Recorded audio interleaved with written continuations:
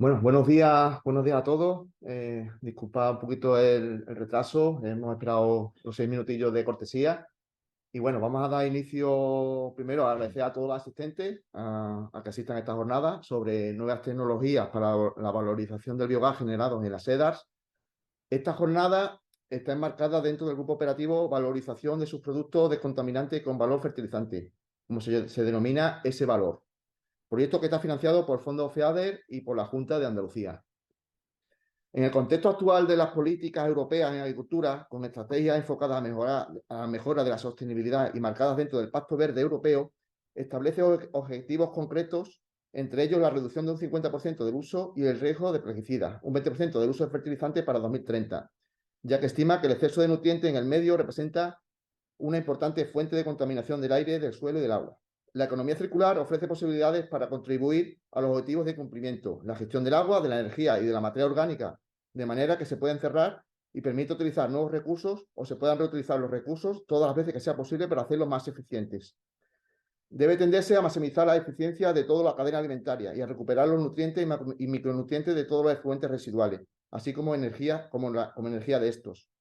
En este contexto de economía circular, el sector de tratamiento de efluentes residuales, aparte como estratégico para la sostenibilidad del sistema, además debe promoverse prácticas de recuperación de nutrientes a fin de que puedan ir sustituyendo a los fertilizantes de síntesis. A través de esta jornada y mediante el proyecto Ese Valor, conoceremos nuevas tecnologías que no solo reducirán los residuos contaminantes en la seda, sino que también permitirá su valorización mediante un nuevo proceso de desulfuración basado en óxidos de hierro y la valorización de sus subproductos, que tratarán métodos novedosos de depuración de gases de bajo coste mediante absorción alternativa del carbón activado, que permite además una valorización de los subproductos del proceso. También supondrá la formulación de nuevos insumos agrícolas con alto contenido en azufre y que se encuentren en un estado no habitual como son los pellets, hecho que favorecerá la persistencia del azufre en el suelo y, por tanto, mejorar la disponibilidad del mismo. Este producto será de aplicación en cultivos hortícolas principalmente, por lo que tendrá un impacto directo en la cadena agroalimentaria. En este sentido, la innovación se centrará en obtener un producto que se alinee con las políticas actuales de eficiencia en el uso de recursos y de la economía circular, manteniendo una componente natural que puede afectar positivamente a la salud del consumidor final. Para ello, el programa contará con María José González, de Tecnova, que hará una exposición del proyecto Ese Valor, dando a conocer las diferentes actuaciones desarrolladas en el proyecto. A continuación, Jesús Manuel Tagua, director gerente de Inerco Biogás, dará a conocer los procesos óptimos de eliminación del ácido sulfúrico de DAS. Hará una comparativa de carbón activo en contra de los absorbentes base de hierro. Además, se pondrá un caso práctico técnico-económico comparando entre un sistema de eliminación de ácido sulfídrico convencional y el propuesto en el proyecto Ese Valor, destacando las ventajas técnico-económicas del caso propuesto frente a un sistema de remoción de ácido sulfídrico convencional. Agustín Meledo dará a conocer la depuración mediante filtración de helechos sobre helechos turba. Por otro lado, la Consejería de Sostenibilidad, Medio Ambiente y Economía Azul, a través de Joaquín Caballero, hará referencia en su ponencia a todas las normativas relacionadas con los lodos generados en los plantas de tratamiento de aguas residuales. Además, realizará aclaraciones sobre la diferencia que existe bajo normativa entre sus productos y residuos. Por último, la Consejería de Agricultura, Pesca, Agua y Desarrollo Rural, mediante María Teresa Blanco, determinará su ponencia en base a la normativa vigente relacionada con el vertido de aguas para el tratamiento de aguas residuales. Esperando que sea de vuestro interés, iniciamos la jornada, en este caso, con María José González. Antes de que empiece María José, os doy un poquito a dar a conocer la dinámica que vamos a llevar en este webinar, en la que los asistentes a través del chat podéis hacer todas las consultas que queráis y que después se los transmitiré yo a los ponentes. Entonces, la idea es eso, que en el momento que tengáis alguna duda o una pregunta sobre la exposición de los ponentes, lo hacéis llegar a través del chat y nosotros pues se lo hacemos llegar. Pues entonces ya empezamos como tal la jornada. Voy a dar paso a María José González. Para daros a conocer un poquito a María José González, es María José González Fernández, ingeniera agrónoma, en 2016, doctora química avanzada por la Universidad de Almería. Ha trabajado como personal docente e investigador en el área de tecnología de los alimentos de la Universidad de Almería, dedicándose a la investigación de estudios de extracción y purificación de diferentes fracciones lípidas y en el desarrollo y puesta a punto de metodología de citosicidad en líneas celulares de origen humano. Cuenta con más de 5 años de experiencia como parte del grupo de investigación de química y procesos alimentarios de la Universidad de Almería. Los resultados de su experiencia investigadora han dado lugar a la publicación de más de 20 artículos en revistas especializadas y de alto impacto y comunicación en congresos internacionales. Actualmente forma parte del Departamento de Biotecnología y Bioprocesos del Centro de Tecnología Tecnova, donde lleva a cabo tareas específicas de redacción y ejecución de proyectos de I+D enfocados a la generación de nuevos insumos agrícolas, respetuosos con el medio ambiente, y en implementación de tecnologías novedosas alternativas como los bioprocesos, las técnicas de cultivo in vitro en plantas hortícolas y la tecnología de insectos dirigida hacia una agricultura sostenible, entre otras. Entonces, cuando quieras, María José, te damos paso. Vale, de acuerdo. Buenos días a todos. Voy a compartir la pantalla. Vale.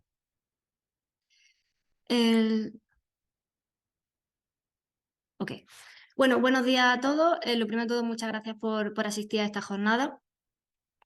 Bueno, mi nombre ya lo ha dicho, es María José González y yo voy a presentar lo que es el grupo operativo S-Valor, valorización de los subproductos descontaminantes con valor fertilizante. Bueno, este es el pequeño índice que vamos a seguir. Lo primero de todo, para hablar del grupo S-Valor, primero hay que ponerse en antecedentes, ver las bases de por qué se inició este grupo operativo. Y para ello, pues hay que hablar de dos retos que tiene actualmente la sociedad. Por un lado, es la crisis energética. Actualmente la sociedad está viviendo una crisis energética por el uso indiscriminado que está haciendo los combustibles fósiles, que esto repercute de manera negativa no solo en la economía, sino también en el medio ambiente. Una de las alternativas, obviamente, es el uso de los biocombustibles, en este caso el biogás. Sin embargo, el biogás tiene asociado una serie de gases, como es el sulfuro de hidrógeno, que es tóxico y también su disponibilidad en otras industrias pues, se ve limitado. Para ello existen pues, tratamientos. El más común es el tratamiento de sulfuración de gas mediante carbón activo. Sin embargo, el carbón activo pues, también tiene una serie de inconvenientes. Por un lado, es su elevado precio de adquisición y por otro lado, que cuando la corriente de biogás pasa por el carbón activo, este se convierte en un residuo peligroso.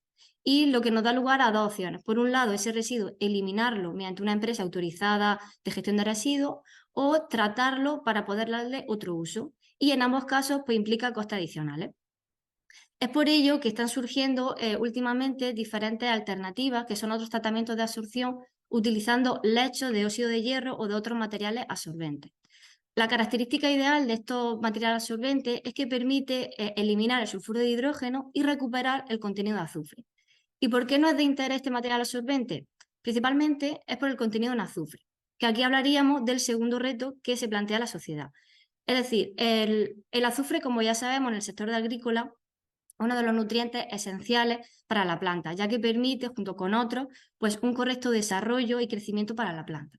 Es por ello que el agricultor incorpora fertilizantes azufrados. Sin embargo, este está formado, o sea, está presente en forma de sulfato. Y el sulfato, aunque es muy fácilmente absorbido por la planta, es soluble. De manera que si lixivia muy rápidamente, ya sea por vía riego o el agua de lluvia, y limita el tiempo en el que permanece disponible. Esto hace que los agricultores pues, tengan que incorporar grandes cantidades de fertilizantes azufrados. Y es por ello que el sector agrícola pues, está buscando o tiene la necesidad de buscar alternativas que permitan incorporar el azufre de una manera mucho más disponible y con otro tipo de aplicaciones. Bien, teniendo en cuenta estos dos retos, se reunió o se creó el grupo operativo S-Valor. Este grupo está formado por 5 entidades que, si bien es verdad, son 5 entidades que en su día a día pues no tienen, o sea, no se parecen entre ellas, pero tienen un objetivo común. Por un lado, tenemos la empresa Inerco Biogas, que es la representante y coordinadora de este grupo operativo y que se encarga de, o se va a encargar de diseñar y obtener un tratamiento de sulfuración novedoso.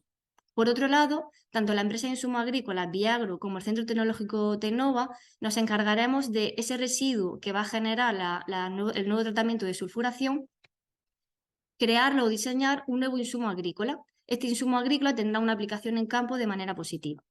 Y por último, y no menos importante, el Grupo Operativo S-Valor está formado por Cooperativa Agroalimentaria de Andalucía y el Grupo de Desarrollo Rural Gran Vega, los cuales se encargan de una parte muy importante que es dar visibilidad y difundir pues, las bondades del grupo operativo y bueno, la ejecución y los resultados que día a día estamos obteniendo.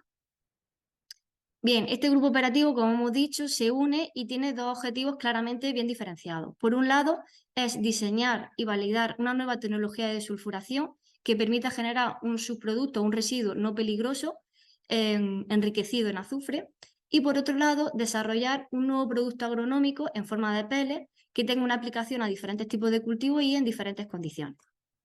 Al final, lo que quiere el grupo operativo es afectar de manera directa a los dos sectores principales de la economía de España. Por un lado, el sector industrial, el cual permite incorporar un nuevo proceso de sulfuración, por lo que eliminamos o reducimos esos residuos peligrosos que se suelen generar.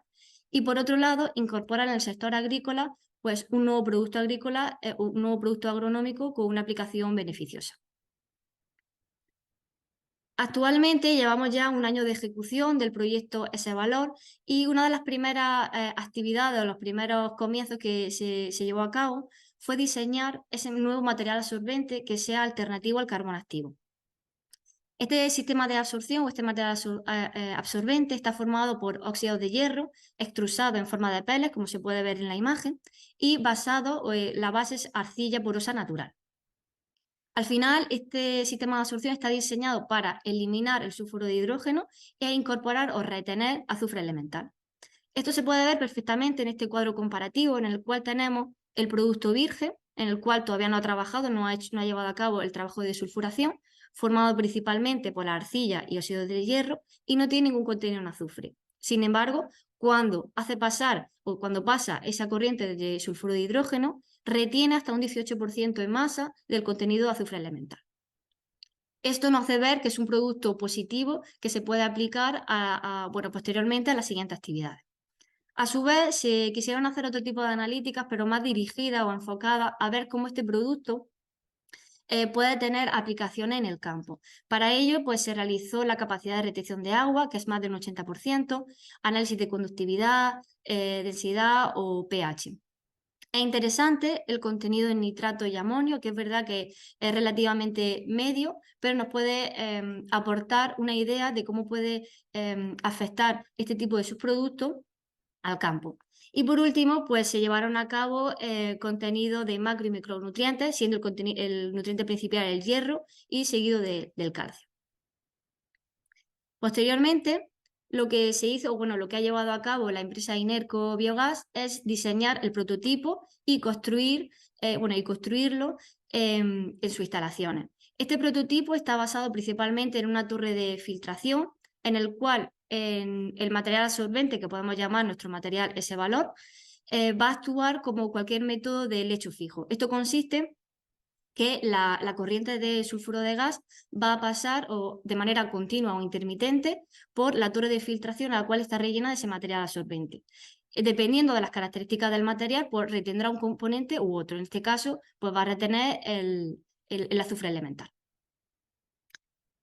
Esto sería lo que tenemos avanzado hasta ahora, pero esperamos en este último mes y en los próximos meses antes de terminar el proyecto, validar este prototipo en cualquier planta que genere una corriente de biogás óptima para poder obtener un residuo enriquecido en azufre y posteriormente hacer formulaciones siempre dirigidas o enfocadas pues, a mejorar la estructura del suelo o como sustrato o soporte del suelo, con la idea sobre todo de aumentar el rendimiento de los cultivos, que como se ha dicho anteriormente, pues se va a ensayar principalmente en cultivos hortícolas, pero la idea es poder ampliar a otro tipo de cultivo.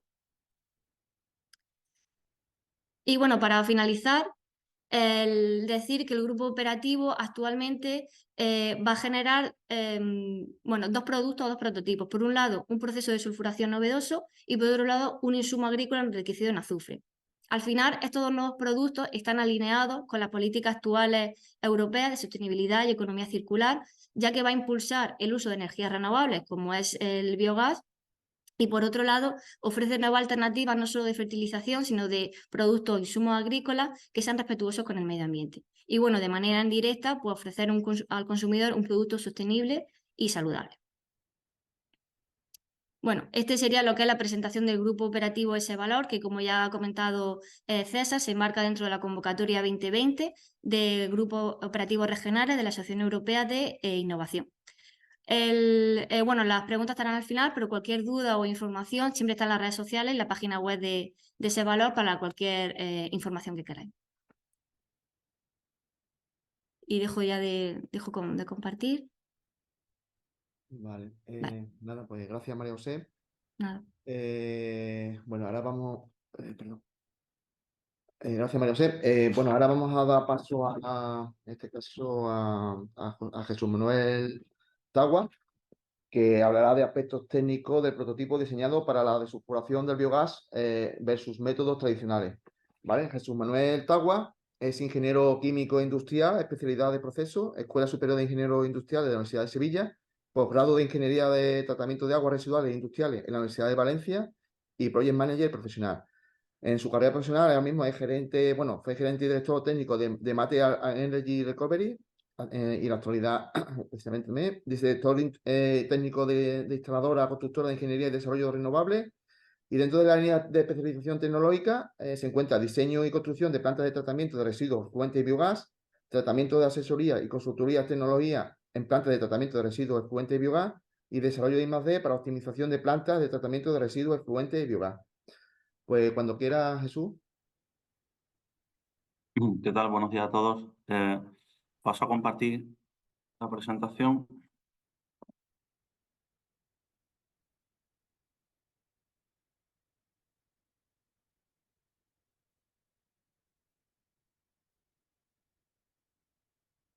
Vale. Entiendo que ya se está compartiendo correctamente. Sí, Bueno. por la modo de presentación. Sí.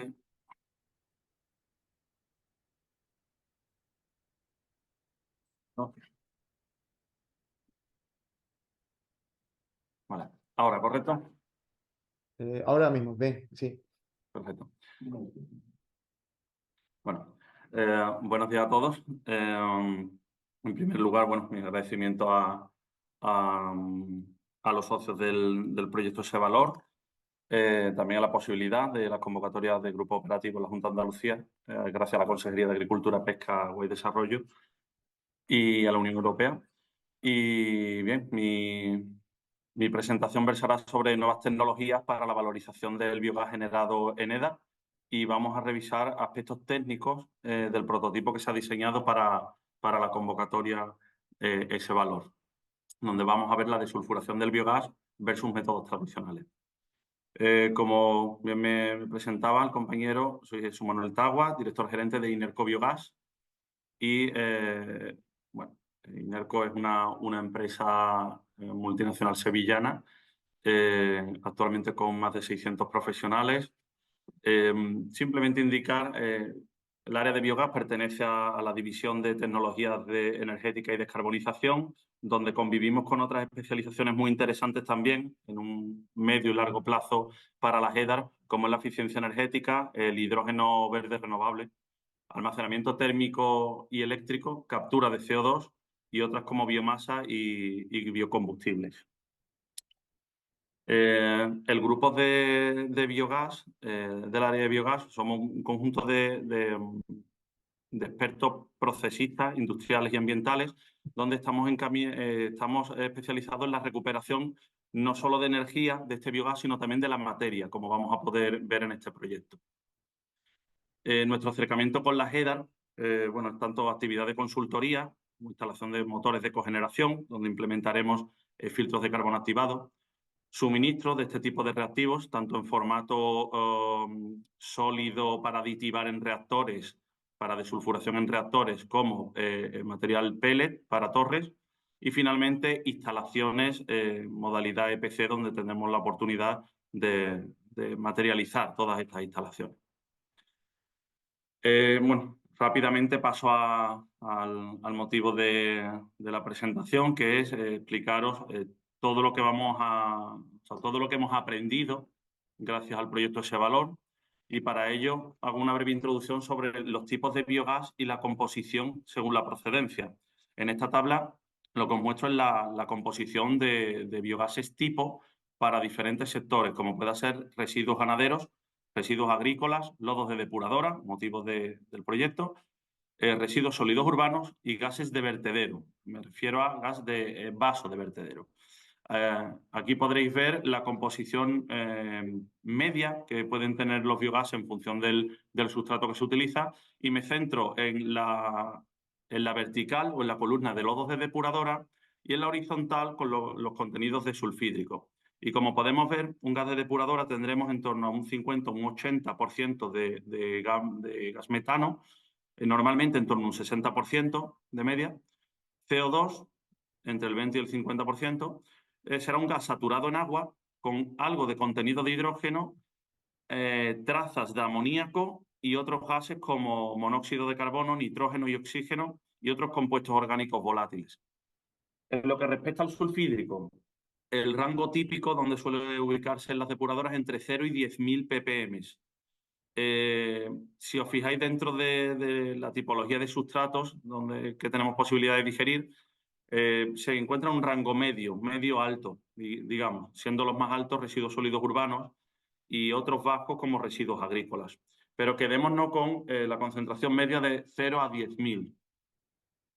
¿De dónde viene este sulfídrico? Pues procede obviamente del sustrato con el que hemos alimentado el digestor anaerobio y su procedencia puede ser de origen orgánico del azufre, aminoácidos proteicos, sustratos como sand ash, que es subproducto animal no destinado a consumo humano, estiércoles, lodos residuales, residuos sólidos urbanos, agrícolas o agrarios, pueden contener este tipo de sustancias susceptibles de generar sulfídrico. Y finalmente, de origen inorgánico, sulfatos presentes en la materia prima, en condiciones anaerobias podrán generarnos este sulfídrico. ¿Por qué tenemos que considerar el sulfídrico en el diseño de las instalaciones? Pues bien, los motivos principales que identificamos son inhibición de la actividad en la digestión, es decir, altas concentraciones de sulfídrico pueden provocar que la actividad bacteriológica no funcione correctamente y puede haber procesos de inhibición. Corrosión de las instalaciones, es un gas corrosivo. Toxicidad, es un gas tóxico para los seres humanos y también para la biología. Y finalmente por su contaminación. Es decir, este sulfídrico posteriormente se da una reacción de oxidación, ya sea en una caldera, en un motor de cogeneración, y generará dióxido de azufre, que es susceptible también de eliminarse en las instalaciones, digamos, con un carácter medioambiental. Bueno, aquí os presento algunas fotos de instalaciones dañadas por sulfídrico, es algo habitual, pues en tuberías, en las envolventes de los equipos y sobre todo en motores. Los daños derivados de sulfídrico unido a siloxanos son daños habituales en los motores de cogeneración. En definitiva, el sulfídrico es un gas que hay que eliminar, pero el motivo del proyecto es vamos a dejar de ver al sulfídrico como un villano, como un gas malo, para verlo como un aliado. Vamos a ver cómo podemos recuperar el azufre contenido en esos sustratos que pasan a sulfídrico para ser valorizados posteriormente.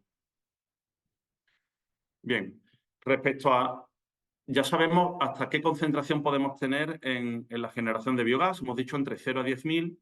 Vamos a ver ahora por qué es necesario eliminar el sulfídrico y cuáles son los límites típicos de reducción. Pues normalmente en tecnologías de obtención de calor y electricidad, como pueda ser combustión en caldera, habitualmente se estima un máximo de 1.000 para la alimentación a calderas. En motores de combustión entre 50 y 500. Por supuesto, cuanta menor cantidad, menores problemas, pero bueno, son rangos máximos, una declaración de máximos para que la tecnología funcione correctamente. Microturbinas, que no tienen una limitación excesiva, y turbinas. Y pasamos a otra gama donde ya empieza a ser mucho más crítico. La inyección a la red de gas natural, cuando usamos el biogás para purificar en sistemas de upgrading para generación de biometano, típicamente se especifican 10 ppm como máximo y en otra serie de procesos veremos cómo es mucho más limitante, donde tendremos que rozar 0 o trazas, ¿no? Actualmente, ¿qué procesos son los típicamente usados para eliminar desde esos 0 a 10.000 que podemos encontrar típicamente en EDAR hasta el valor deseado en función del consumidor final? Pues los más típicos son carbón activado, sales férricas o sustancias férricas, vamos a decir, desulfuración biológica y lavado, Scrubber. En el mercado encontraréis tecnologías muy diferentes y gran cantidad de tecnologías, pero he identificado quizás las más habituales. Por ejemplo, el lavado químico, vamos a ver ventajas e inconvenientes. los lavados químicos son capaces de eliminar gran cantidad de sulfídrico, están preparados para grandes cantidades y además son capaces de eliminar otras sustancias como es el CO2 por absorción. Como inconveniente, tiene un elevado coste de operación porque requiere de químicos y tiene problemas también para luego tratar ese efluente cargado de químicos. La desulfuración biológica es otro proceso para eliminación de grandes cantidades de sulfídrico. Como ventaja, tiene un bajo mantenimiento y una reducción de hasta 50-100 ppm, es decir, alcanza unos rendimientos bastante aceptables y es una tecnología limpia. Pero como inconveniente, debemos añadir aire o oxígeno puro al biogás para que se produzca la oxidación. Esto conlleva, obviamente, unos riesgos por atmósferas explosivas y sobre todo tiene ciertas limitaciones cuando ese biogás que estamos limpiando va a terminar en una instalación de purificación de metano, porque el oxígeno y nitrógeno se retiene de forma compleja en estos sistemas y suele pasar a la corriente que inyectamos. Finalmente, sales férricas y carbón activado, que seguramente son los sistemas que más conocidos. Pues la sal férrica es un sistema sencillo, una aditivación que realizaremos en el reactor. Puede ser, por ejemplo, cloruro férrico. Tiene alto rendimiento de eliminación, pero como inconveniente puede dejar un alto exceso de iones hierro que puede inhibir la generación de biogás y también generación de subproductos como el ácido clorhídrico. Recordar también que el cloruro férrico es un producto altamente corrosivo. Y finalmente, el carbón activado. El carbón activado, la gran ventaja es que un sistema simple permite retener gran cantidad de sulfídrico y es capaz de llegar a unos rendimientos muy elevados, incluso por debajo de 10 ppm. De hecho, es un sistema de pulido para alcanzar grandes rendimientos. Como inconveniente, requiere regeneración o tratamiento como residuo cuando terminamos su uso y también tiene una limitada capacidad de retención debido a que no es capaz de eliminar grandes concentraciones. Digamos que está catalogado como un sistema de pulido o de afino de sistemas primarios, como pueden ser las sales férricas, la desulfuración biológica o el extracto. Bien, el objetivo del proyecto Sevalor y la parte tecnológica es generar un prototipo que sea capaz de validar la retención de ácido sulfídrico mediante medias diferentes al carbón activado. En esta foto podéis ver que se trata de una torre de absorción con D con un funcionamiento muy similar al que pueda tener un carbón activado. Aquí podéis ver también un poco la fase de diseño, donde realizamos el diseño de la torre con los parámetros específicos de la media hierro y el resultado final. El prototipo tiene una capacidad media de 10 metros cúbicos a la hora, con un volumen de 200 litros y, bueno, concentraciones realmente no tiene límite, pero se hace para una típica de menos de 10.000, enfocado a edad. Bien. Con todo esto, voy a enseñar dos tablas, finalmente, donde podemos mostrar el comportamiento de un carbón activado típico versus una media de hierro. En esta tabla lo que os muestro es la comparativa que se ha realizado en una absorción con carbón activado, que sería la primera columna, versus las dos siguientes, que son dos componentes base hierro que hemos analizado y hemos hecho una comparativa técnico-económica de su absorción. Y lo que podemos ver es que la concentración máxima admisible recomendable para carbones activados es baja, ronda menos de 1000 ppm, típicamente entre 200 y 250 ppm, y vemos que no tenemos límite en el uso de reactivos o de medias basadas en hierro. Por contra, el carbón activado demuestra retenciones de más del 50% de su peso en sulfídrico, mientras que este tipo de pellet de hierro absorbe aproximadamente la mitad. El rango de humedad, típicamente de 40 a 60% en carbones activados, es similar en los pellets. Regeneración, el carbón activado no requiere de regeneración in situ en oxígeno, si bien sí requiere algo de contenido de oxígeno, como veis aquí. Es decir, es imposible que funcione sin oxígeno. Sin embargo, el pellet de hierro es capaz de trabajar en atmósferas o en biogases exentos de oxígeno, pero por contra sí requiere de regeneraciones periódicas. No obstante, estamos trabajando ya en versiones que no requieren esa regeneración, que puede ser un problema operativo. Respecto al tiempo de contacto, típicamente 3 segundos en carbones activados, muy pequeño, 60 segundos en el pellet original y en el mejorado estamos reduciéndolo por debajo de los 10 segundos. Y finalmente, lo más interesante es, en cuanto a la catalogación del absorbente una vez agotado, tenemos que el carbón activado está catalogado como residuo peligroso, mientras que el proyecto lo que está buscando en la convocatoria ese valor es dar una valorización una vez agotado y no ser considerado como residuo peligroso, incluso ver un valor económico. De todo esto deriva, finalmente, pues que para un caso típico hemos hecho una comparativa con un caudal constante y un volumen de lecho constante, el coste económico integral de lo que cuesta eliminar 1 kilo de sulfídrico. Y lo que demuestra el estudio es que el carbón activado tiene un coste de 13 euros por kilo eliminado. El coste viene derivado de la adquisición, de la carga y de la gestión como residuo peligroso. En las primeras pruebas con el pellet de hierro tenemos un coste muy similar, porque a pesar de tener un coste de adquisición menor y no tener un coste de gestión como residuo peligroso, sí tenemos, digamos, una mayor necesidad de pellet porque tiene menor absorción. Como recordáis, es la mitad. Sin embargo, estamos trabajando ya en versiones mejoradas, en la cual no es necesaria regeneración, el coste de adquisición es menor, no requiere de ser gestionado como residuo peligroso y con algo más de capacidad de absorción. Y hemos conseguido bajar de estos 13 euros por kilo a un orden de 6 euros por kilo.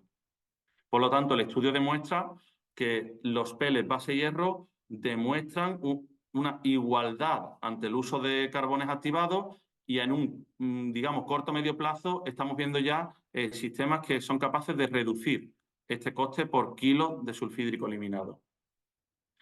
Finalmente, quiero presentar, voy a intentar que sea breve, que me he pasado de los 15 minutos, una comparativa de una eliminación típica de biogás en EDAR versus el sistema que plantea ese valor. En el primer caso he tomado un biogás de EDAR que ronda los 6.000, o sea, más de 2.000 y entre 2.000 y 6.000 ppm de sulfídrico. Lo que vamos a plantear es un sistema de eliminación original con cloruro férrico, después un lavado químico y finalmente un pulido con carbón activado. Este sería un sistema típico de una EDAR versus el caso ese valor, donde vamos a aditivar en el reactor mineral de hierro para bajar hasta 2.000 ppm. Con eso vamos a conseguir una operación en el reactor apta, sin corrosión, o sea, sin efectos de corrosión en el reactor, pero sobre todo sin inhibir la actividad biológica. Y finalmente, desde 2.000 vamos a acometer con un filtro basado en pellet ese valor. La diferencia significativa es que dejamos de usar cloruro férrico, dejamos de usar lavado químico con uso de reactivos y dejamos de usar el carbón activado para hacer uso solo de materiales minerales naturales basados en hierro con aditivación en el reactor para mejorar el funcionamiento en el reactor y finalmente retener el resto del sulfídrico en la columna de pellets de hierro. El estudio finalmente lo que demuestra que estamos en el orden de los 20 euros por kilo eliminado en métodos tradicionales versus un orden de 10 por los métodos nuevos que plantea el proyecto ese valor. Y poco más. Gracias por vuestro tiempo y asistencia y me quedo a la espera de posibles cuestiones después del resto de compañeros, de su exposición. Muchas gracias. Muchas gracias, Jesús. Y bueno, recordad, como ha dicho bien Jesús, que tenemos el chat para cualquier duda o cualquier aclaración sobre las charlas que están dando los ponentes, ¿no? Bueno, vamos a dar paso, vamos bien con el tiempo, ¿vale? Vamos a dar paso ahora a Agustín Veledo. Agustín Veledo, que hablará de otras tecnologías, depuración mediante filtración sobre lechos turbas.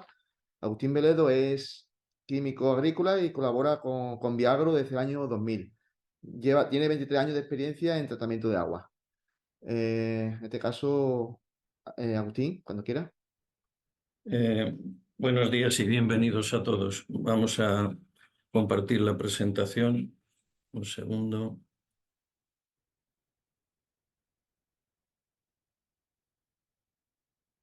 Esto es.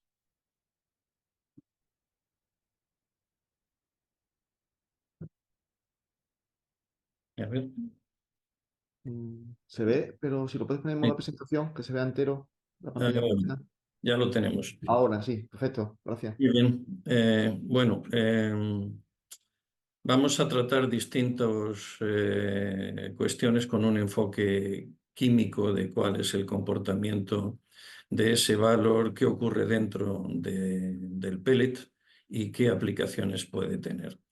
Entonces, el enfoque principal es la reducción del impacto ambiental del sulfídrico, gracias a la valorización del azufre elemental que conseguimos por reacción química dentro del pellet. Este pellet, una vez cargado de azufre, tiene distintas aplicaciones.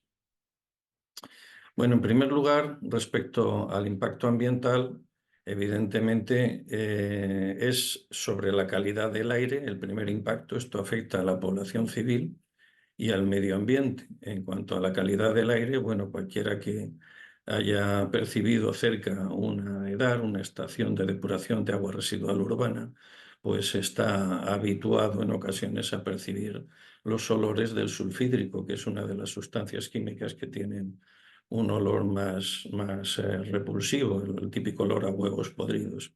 En algunos casos de mucha proximidad, más bien dentro de las instalaciones, se pueden dar irritaciones oculares, también puede haber en algunos casos partículas en suspensión. Respecto al medio ambiente, lo principal es el efecto invernadero por las emanaciones de CO2 cuando se produce la combustión del biogás.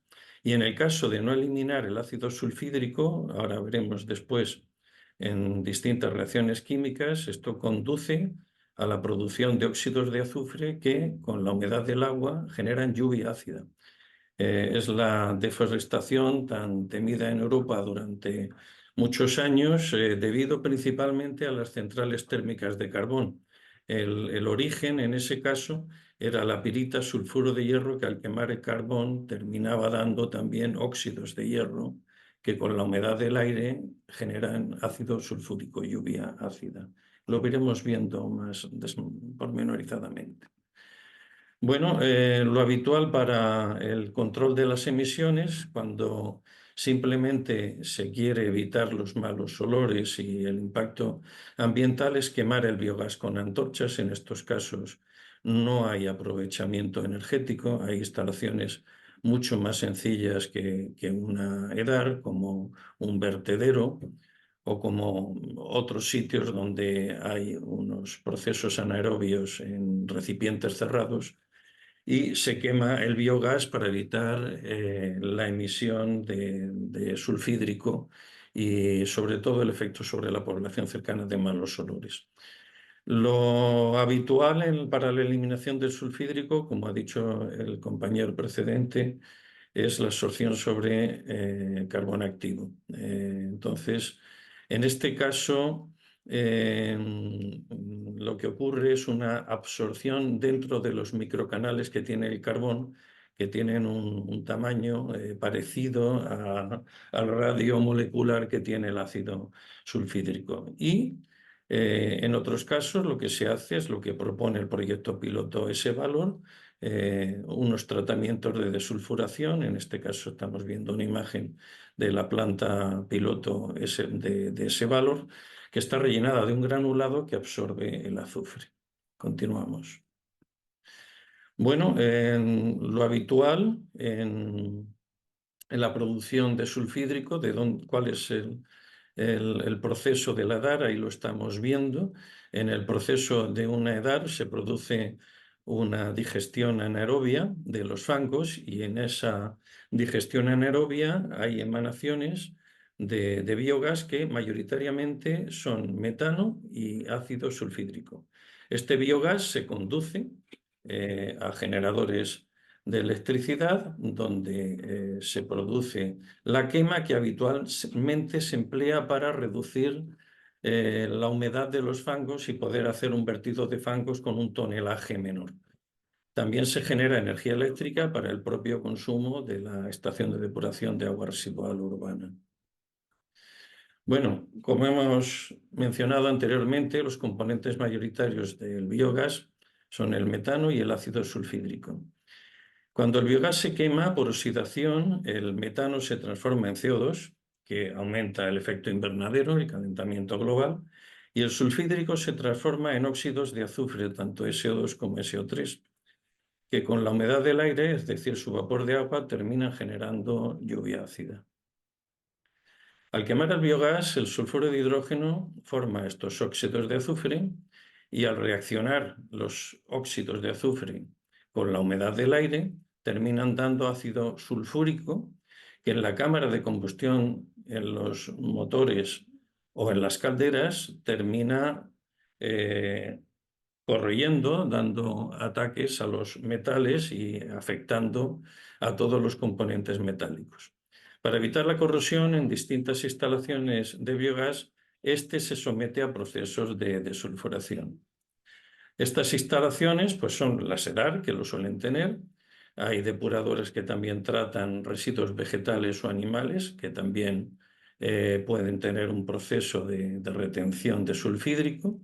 En las incineradoras de basuras de población, las tasas de sulfídrico, como se ha visto anteriormente, son muy altas y es importante en los quemadores tener el sulfídrico prácticamente eliminado, aparte del tema de los olores. Ahí tenemos una imagen de la famosa incineradora de Valdemingómez en Madrid Sur y bueno, pues la población siempre es muy sensible cuando se sabe que se está realizando este tipo de procesos porque enseguida se percibe el olor y hay una impresión poco positiva de la incineración de residuos.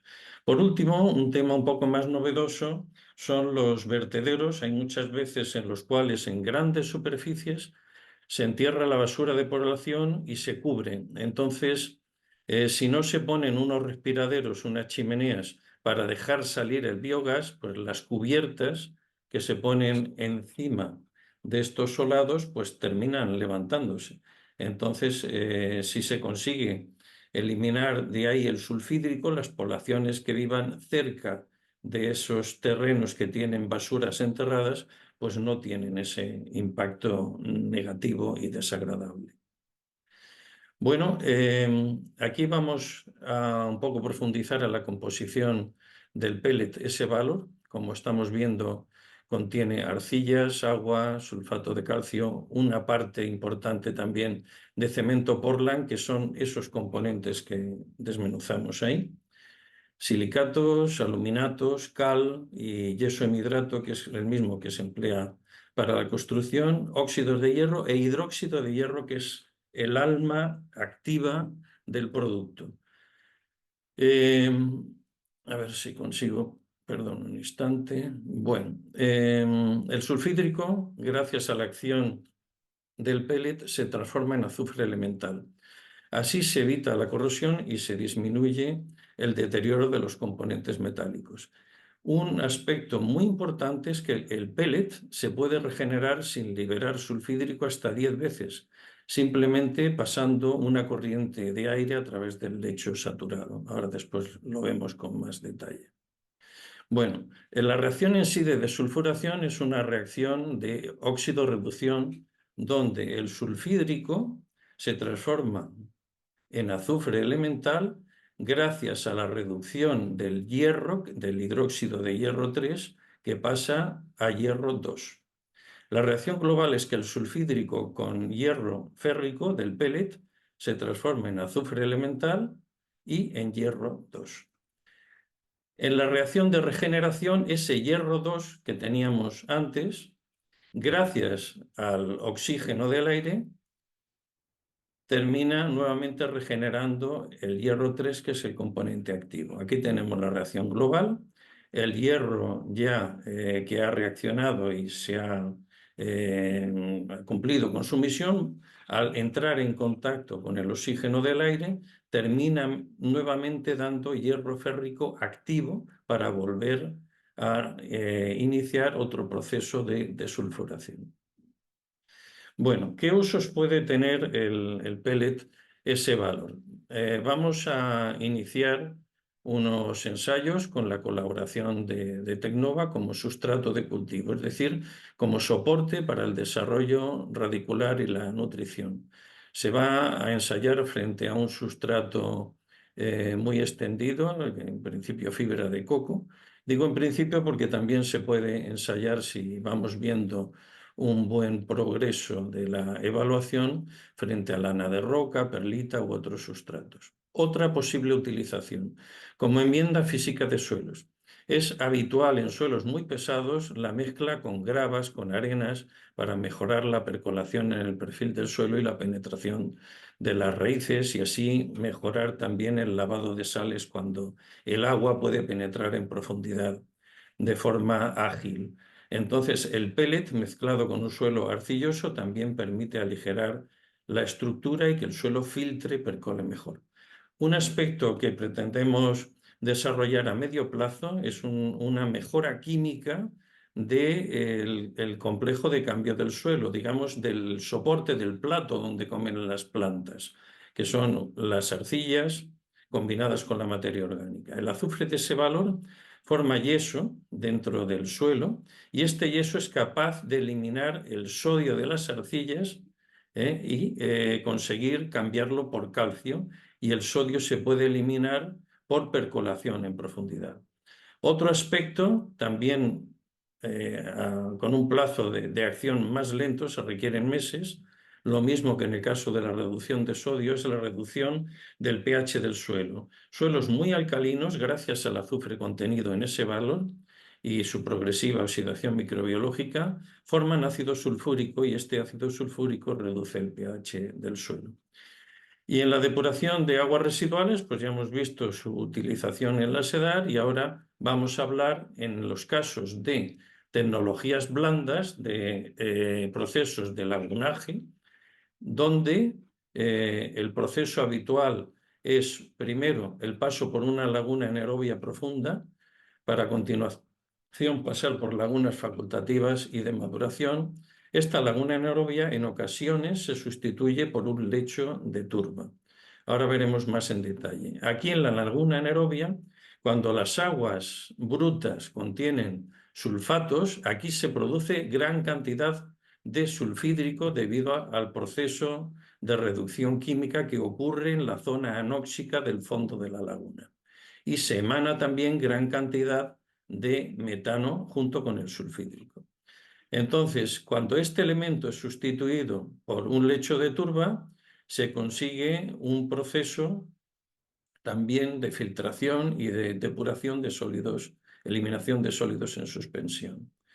Bueno, la tecnología de los lechos de turba permite retener, como he dicho, los materiales en suspensión, reducir la carga contaminante con unos costes de operación y mantenimiento inferiores a los de una EDAR tradicional. Es un auténtico medio vivo de digestión biológica de la materia orgánica.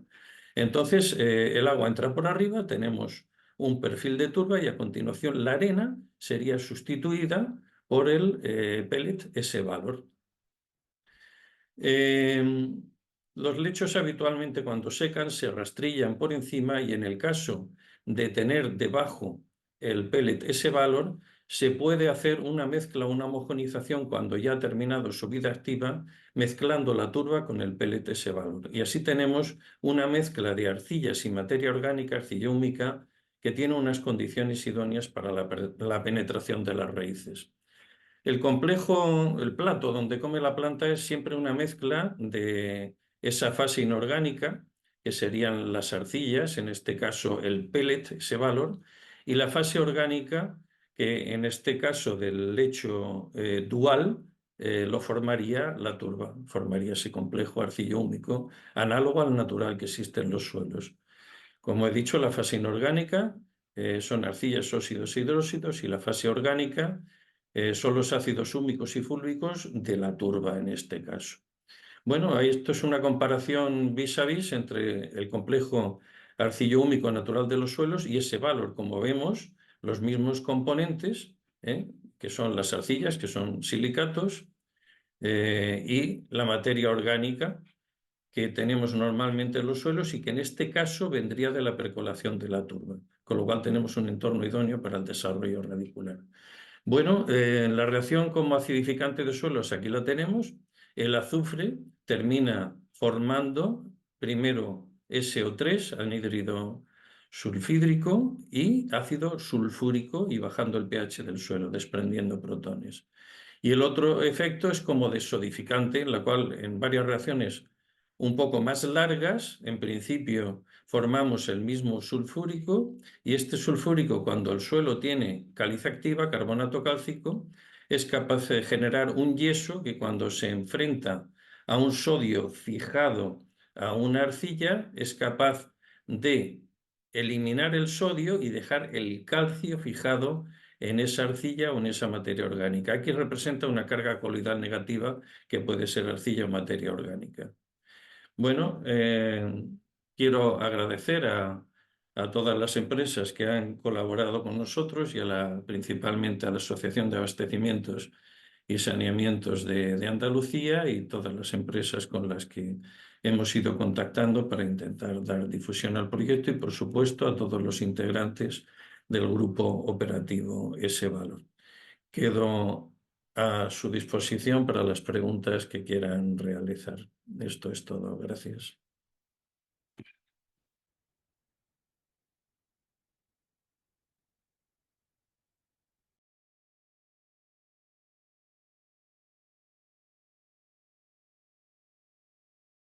Vale, gracias Agustín por toda la información que nos aporta. Y bueno, queríamos dar paso ahora a la siguiente charla sobre nuevas normativas de cumplimiento en la SEDA, en la Agenda 2030, en la que en primer lugar va a hablar María Teresa Blanco Cacho, que es jefa de Servicio de Planificación y Seguimiento del Estado Ecológico de las Aguas, es de la Consejería de Agricultura, Pesca, Agua y Desarrollo Rural de la Junta de Andalucía. Para dar una pequeña reseña de su currículum, María Teresa Blanco es ingeniera industrial en la especialidad química por la Universidad de Sevilla. Desde 1996 hasta 2002 trabajó en el sector privado en una consultora dedicada a estudios de proyectos medioambientales. Es funcionaria de la Junta de Andalucía desde el año 2005, trabajando en materias relacionadas con la calidad ambiental. Entre ellos, de 2005 a 2011, en el Servicio de Prevención y Control Ambiental de la Dirección General de Sostenibilidad Ambiental y Cambio Climático, trabajando como técnico en autorizaciones ambientales. De 2011 a 2013, en el Servicio de Calidad del Aire de la misma Dirección General, en temas relacionados con el control de emisiones a la atmósfera.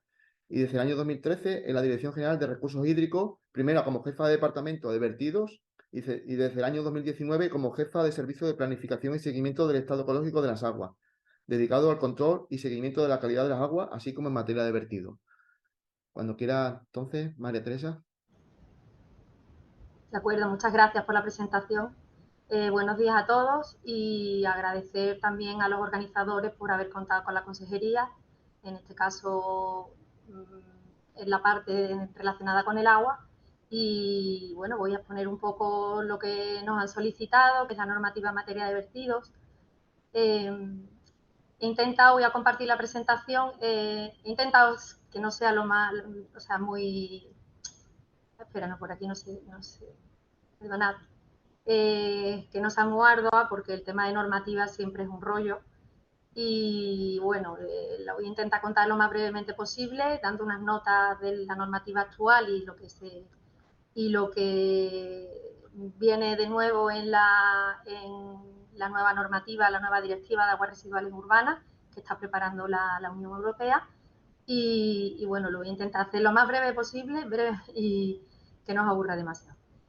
Vamos a ver cómo yo comparto. Aquí era compartir, disculparme porque esto no es lo mío.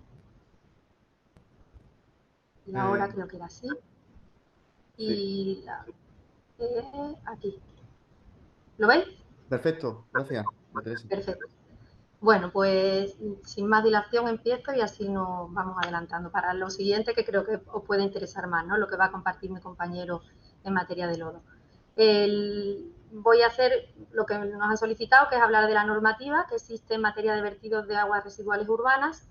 El índice que voy a seguir pues es el que muestro, que voy a hablar de la normativa europea, luego de la estatal y de la autonómica, y luego unos breves comentarios sobre cómo está ahora mismo la propuesta de revisión de la directiva que está elaborando la Comisión, el Consejo, bueno, se está elaborando desde la Unión Europea. básicamente la normativa en materia de aguas de vertido, de aguas residuales urbanas, se inició más específicamente con la directiva en el año 91, con la directiva 91-271, que regulaba el tratamiento de este tipo de aguas. Esta directiva fue traspuesta al ordenamiento jurídico español en el año 95 mediante el Real Decreto Ley, en el que se establecían las normas aplicables, ¿no?, al tratamiento de estas aguas, que fue desarrollado en el 96 por el Real Decreto 509, en el que ya se establecen las normas aplicables. Y luego también dentro del ámbito estatal, y creo que también hay que tenerlo en cuenta, además de esta normativa específica de aguas residuales urbanas, pues está el Real Decreto 849 que establece que, que aprueba el reglamento de dominio público hidráulico. Y por último, ya más específicamente en la Comunidad Autónoma de Andalucía, tenemos el Decreto 109 del 2015, que establece el reglamento de vertido a dominio público hidráulico y dominio público marítimo terrestre, competencia de la Junta de Andalucía. Esto es importante decirlo porque es verdad que la Junta de Andalucía, en materia de aguas, de vertidos, tiene competencia en las aguas de las cuencas que son de su competencia, que son las intracomunitarias que le decimos, pero no somos competencia, por ejemplo, los vertidos a la demarcación del Guadalquivir. Ya entrando en la normativa europea, por dar unas breves líneas de lo que establecía la directiva, no voy a decir específicamente lo que dice, porque como luego lo desarrolla y se transpone con la normativa estatal, pues yo creo que es mejor ya hablar de la normativa estatal. Pero sí es verdad que hay cosas que me gustaría que se vieran, porque luego tienen su repercusión en la nueva directiva o la propuesta de revisión que se está haciendo, ¿no?, de la directiva.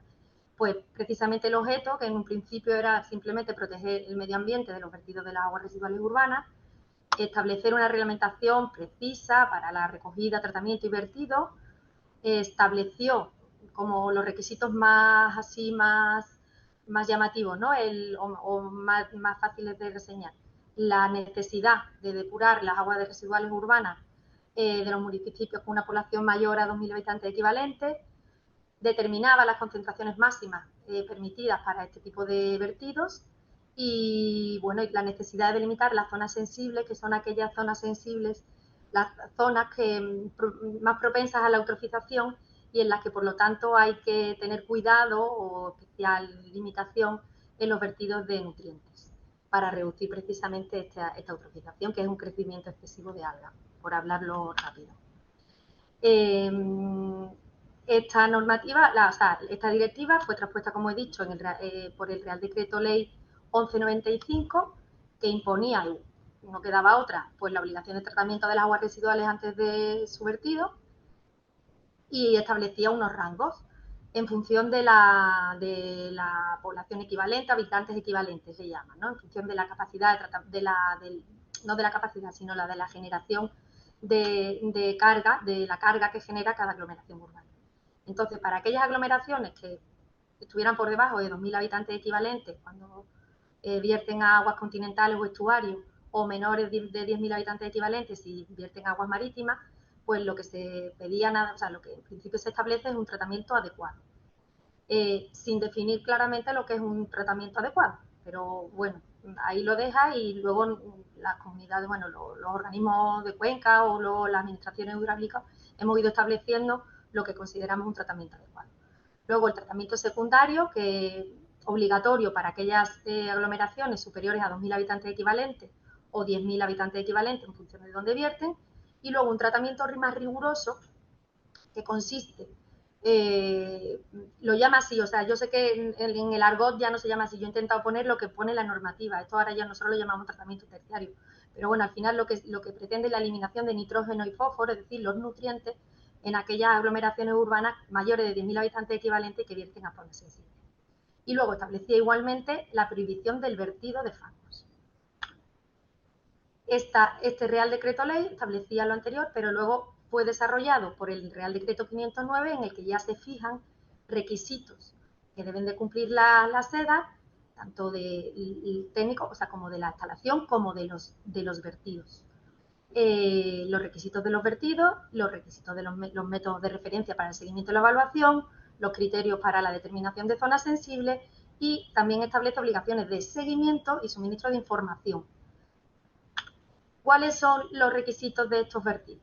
Pues en zonas normales, es decir, aquellos vertidos que no van a zonas sensibles, pues lo que se requiere es que la DBO sea inferior a 25 miligramos litro o que se obtenga un porcentaje mínimo de reducción entre el 70 y 90%, que la demanda química de oxígeno pues, sea inferior a 125 miligramos litro o un porcentaje mínimo de reducción del 75%, y los sólidos en suspensión inferior a 35, con un porcentaje del 90%. En el caso de que viertas en zonas sensibles, además de esos requisitos, esas limitaciones en el vertido de DBO, de QO y sólidos de suspensión, pues se establecen límites para el fósforo y para el nitrógeno, entre 1 y 2 para el fósforo y entre 10 y 15 en función de los habitantes que hay.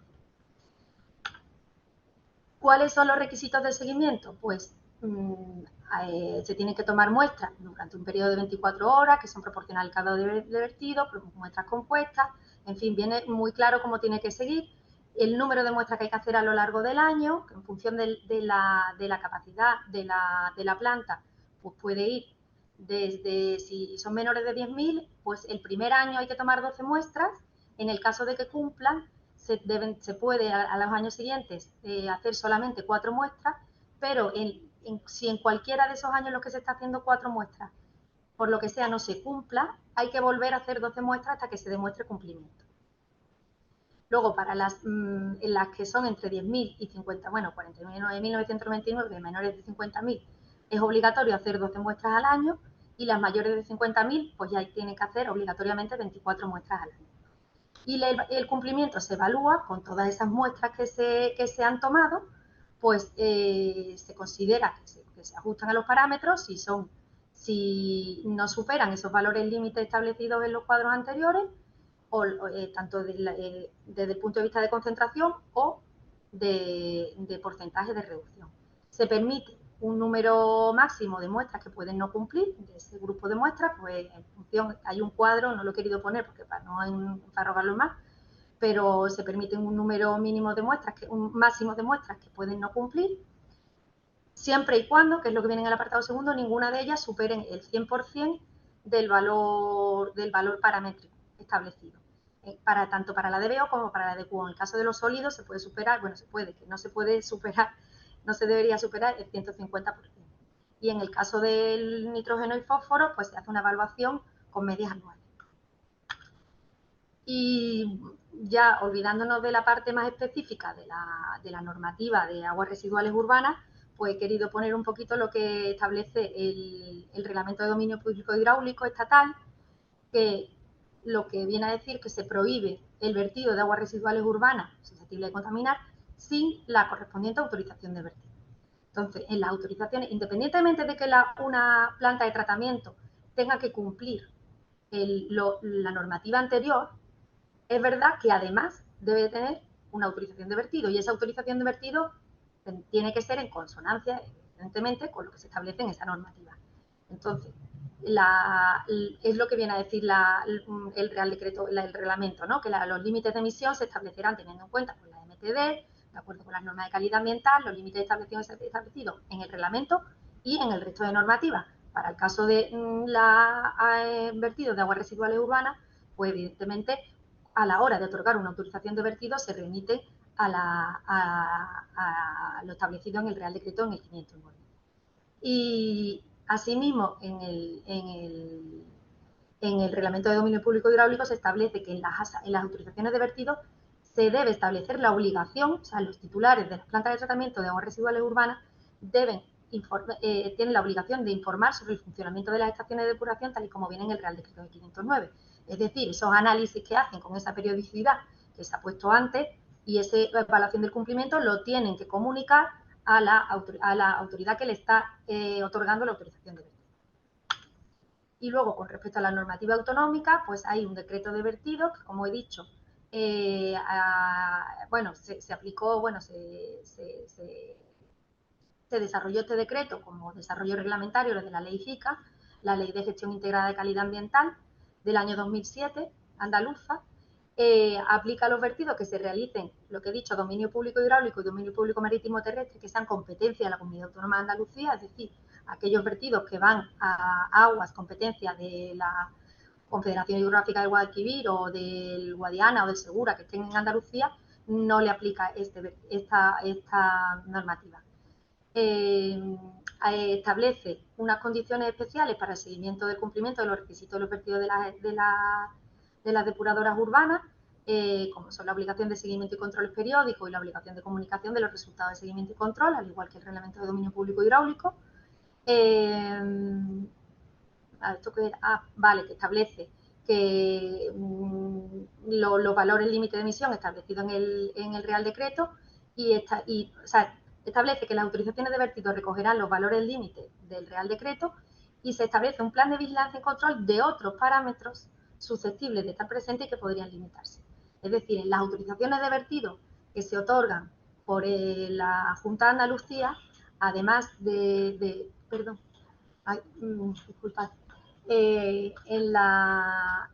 además de establecerse los límites de emisión, tal y como viene en el Real Decreto, se establece este plan de vigilancia de un montón de sustancias. Conforme la depuradora urbana es más grande, mayor es el número de sustancias a las que se incluyen en este plan de seguimiento, del plan de vigilancia y control, y llegado al caso, estos los valores límites podrían llegar a limitarse. ¿Por qué? Porque, tal y como dice en el decreto, los valores límites se establecen en función de las normas de calidad ambiental y los objetivos medioambientales. Es decir, que si las normas de calidad no se cumplen y los objetivos medioambientales de la masa de agua tampoco se cumplen, podrían limitarse esos parámetros. Y luego un aspecto muy importante para las personas, para los que gestionan la depuradora, es que en las autorizaciones de vertido se podrá imponer la obligatoriedad de que estas gestoras obliguen a aquellos titulares o aquellos, no me sale la palabra, bueno, aquellos vertidos que van a la red de colectores, que esos vertidos estén limitados también y que tengan que cumplir los límites del peso. Y luego ya, esto es la parte que está en vigor, esto es lo que afecta ahora mismo, y espero no haber ido muy rápido o al revés muy lenta. No sé, es que no sé ni cuánto tiempo llevo. Bueno, y luego sí quería daros Tiene 8 minutos, si quieres, perdón. ¿Perdón? Sí, Dime. que teniendo 8 minutos más o menos todavía te quedan. Bueno, pues he ido como una flecha. Si lo quieres apurar. Bueno, de todas maneras, cualquier cosa que he comentado así por encima, si hay alguna duda, evidentemente para eso está el chat, las preguntas y lo que necesitéis. Ya estoy en la segunda parte, que es un poco comentaros los aspectos más importantes, sin entrar tampoco en mucho detalle, porque no es una propuesta de revisión de directiva, todavía no es firme lo que tenemos en nuestras manos, lo que nos ha llegado es la propuesta del Consejo de Ministros. Esta propuesta ahora va a una fase de trílogo que se llama dentro de la Unión Europea, en la que participan tanto el Consejo como la Comisión como el Parlamento, y en esa fase de trílogo es donde se acuerda definitivamente todo lo que luego va a ser la directiva. Entonces, ahora mismo es una propuesta que ya es, bastante firme, y sobre todo la parte más importante, o sea, seguramente lo que se vaya ahora a debatir son aspectos ya más pequeños a la hora de establecer plazos o límites o cosas de esas, pero no, desde luego no creo que las grandes líneas en las que están, que ahora os mostraré, se vayan a tocar ya mucho más. ¿Por qué se hace una revisión de la directiva? Pues porque se ha constatado que todavía hay fuentes de contaminación debido a aglomeraciones urbanas más pequeñas. La anterior directiva se fijó los 2.000 habitantes equivalentes como, aquellas aglomeraciones mayores de 2.000 habitantes equivalentes como el foco, y ahora tras los años pues se ve que todavía hay que seguir depurando las aguas residuales y se va a bajar el límite, ¿no? La capacidad de las aglomeraciones a la hora de estar obligados a estos tratamientos. Y luego también muy importante en esta propuesta es la alineación con la estrategia del Pacto Verde Europeo para una Unión Europea climáticamente neutra, y ya que se ve que el sector de las aguas residuales urbanas es uno de los mayores consumidores de energía. ¿Cuál es el objeto? Bueno, para tenerlo en cuenta, en la anterior os dije que la anterior directiva era simplemente proteger el medio ambiente de los vertidos. En este caso establece las normas para recogida, tratamiento y vertido de aguas residuales urbanas, igual que antes, para proteger el medio ambiente y la salud de las personas, pero ya se mete en el tema de reducir progresivamente las emisiones de gases de efecto invernadero y mejorar el equilibrio energético. Entonces, ¿qué es lo que introduce como nuevas obligaciones? Pues un tratamiento secundario en todas las plantas mayor. Ahora mismo está en ese límite. Se han estado barajando muchos límites, incluso menores. Ahora mismo está en 1.250 habitantes equivalentes. No sabemos en qué quedará luego. Tratamiento secundario. Luego el tratamiento terciario, ya se llama así, ya lo llaman así, ya no es un tratamiento más riguroso, ahora se le llama ya directamente terciario, eliminación de nitrógeno y fósforo en todas las plantas mayores de 150.000 habitantes equivalentes y en aquellas plantas mayores de 10.000 habitantes equivalentes situadas en zonas con riesgo a la eutrofización. Y estos tratamientos terciarios ya van a ser más exigentes que los actuales, puesto que los valores límites de nitrógeno y de fósforo bajan. Estamos hablando de valores entre 1 y 0,5 en función del tamaño de la planta de fósforo y entre 10 y 8 de nitrógeno.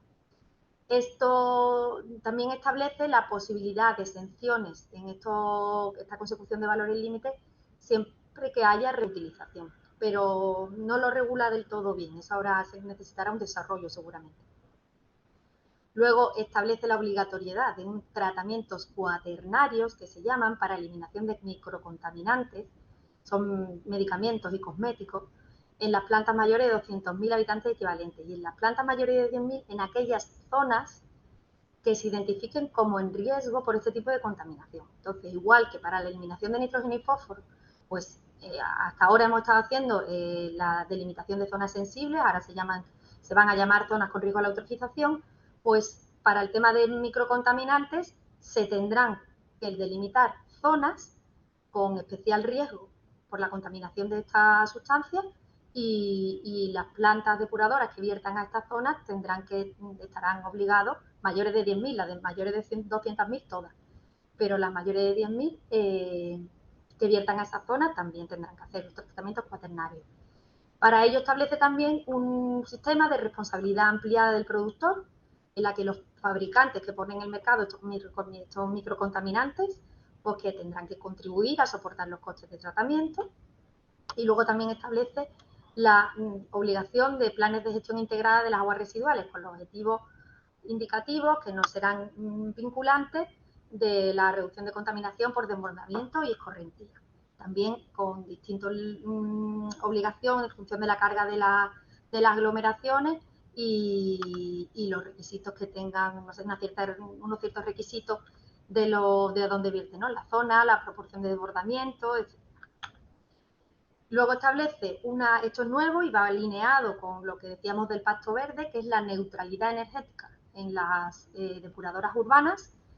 Entonces, establece que las plantas mayores de 10.000 habitantes equivalentes deberán producir energía a partir de los recursos de la propia planta, dentro o fuera de la planta, con la opción de comprar energía de fuentes renovables, pero a un cierto porcentaje. Creo que actualmente está en un 30%, o sea, el 30% se podrá comprar, el otro 70% tendrá que producirse a través de recursos de la propia planta. Y luego la obligación también de que las plantas depuradoras hagan auditorías energéticas. ¿Para qué? Pues para identificar el potencial de las medidas rentables para reducir el uso de energía y para mejorar la producción de energía renovable. Con especial atención ¿a qué? Pues al identificar y utilizar el potencial del biogás. Muy importante para lo que estamos hablando hoy. Al tiempo, ¿por qué? Pues porque se reduce la emisión de los gases de efecto invernadero. Entonces, esas auditorías energéticas tendrán que tener un foco especial en la identificación y utilización del biogás.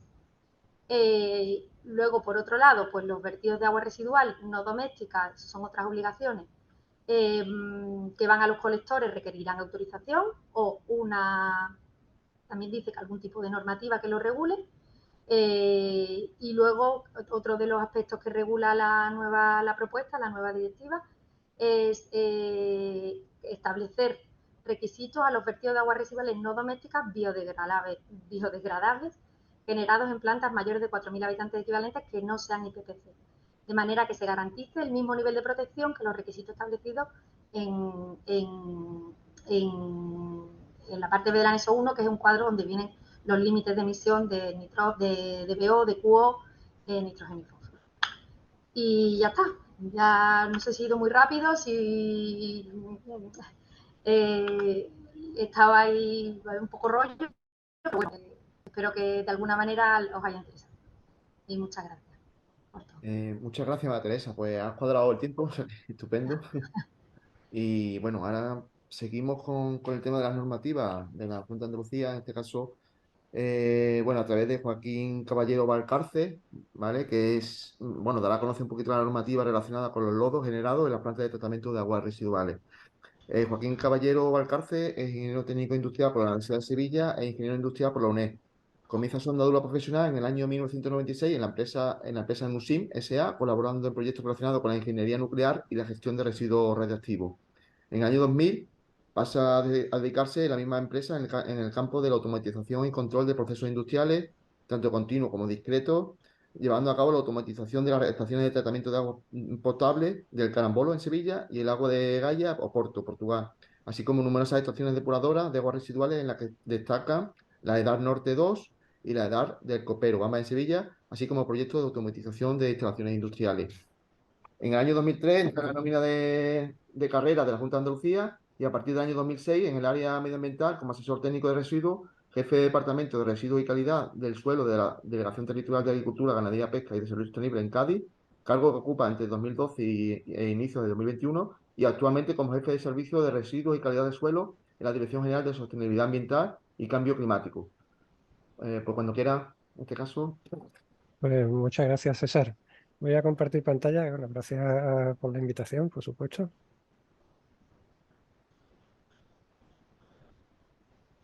¿Se ve? Sí, se ve Entiendo que sí. perfectamente. Gracias. Perfecto.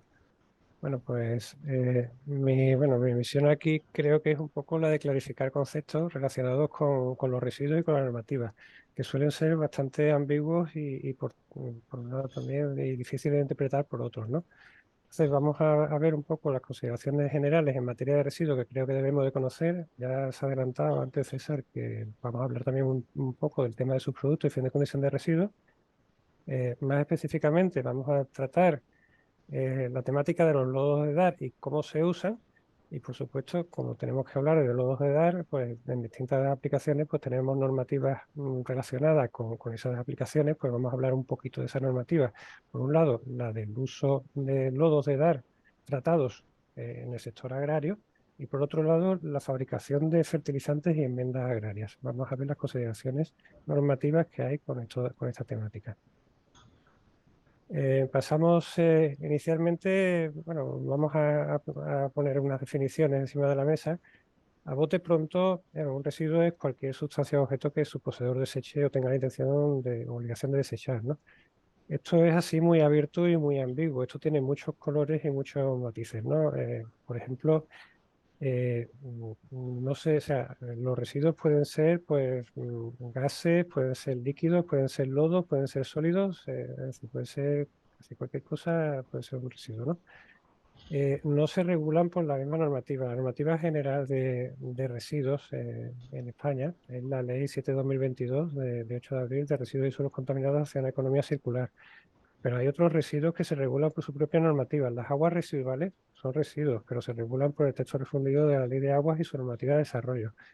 Los gases que se emiten en las emisiones industriales de las industrias, pues son también residuos, pero también están regulados por su propia normativa, en este caso el Reglamento de Emisiones a la Atmósfera.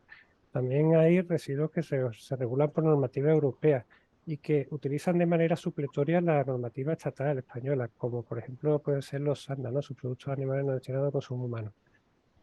Dentro de las definiciones que nos plantea la ley de residuos, dos bastante interesantes que vienen bastante al caso en el tema que estamos tratando son el del compost y el del digerido, ¿no? El compost, bueno, como os podéis imaginar, es el resultado o la materia que se obtiene de la descomposición biológica aeróbica de residuos biodegradables, fácilmente biodegradables, recogidos separadamente. Eso es un matiz importante. ¿Por qué? Porque, por ejemplo, los que no se recogen separadamente, pongamos las basuras que echamos en el contenedor gris, que tienen también materia orgánica, restos de cocina, etcétera, que se deberían de estar separando, pero no siempre se hace correctamente, ¿no?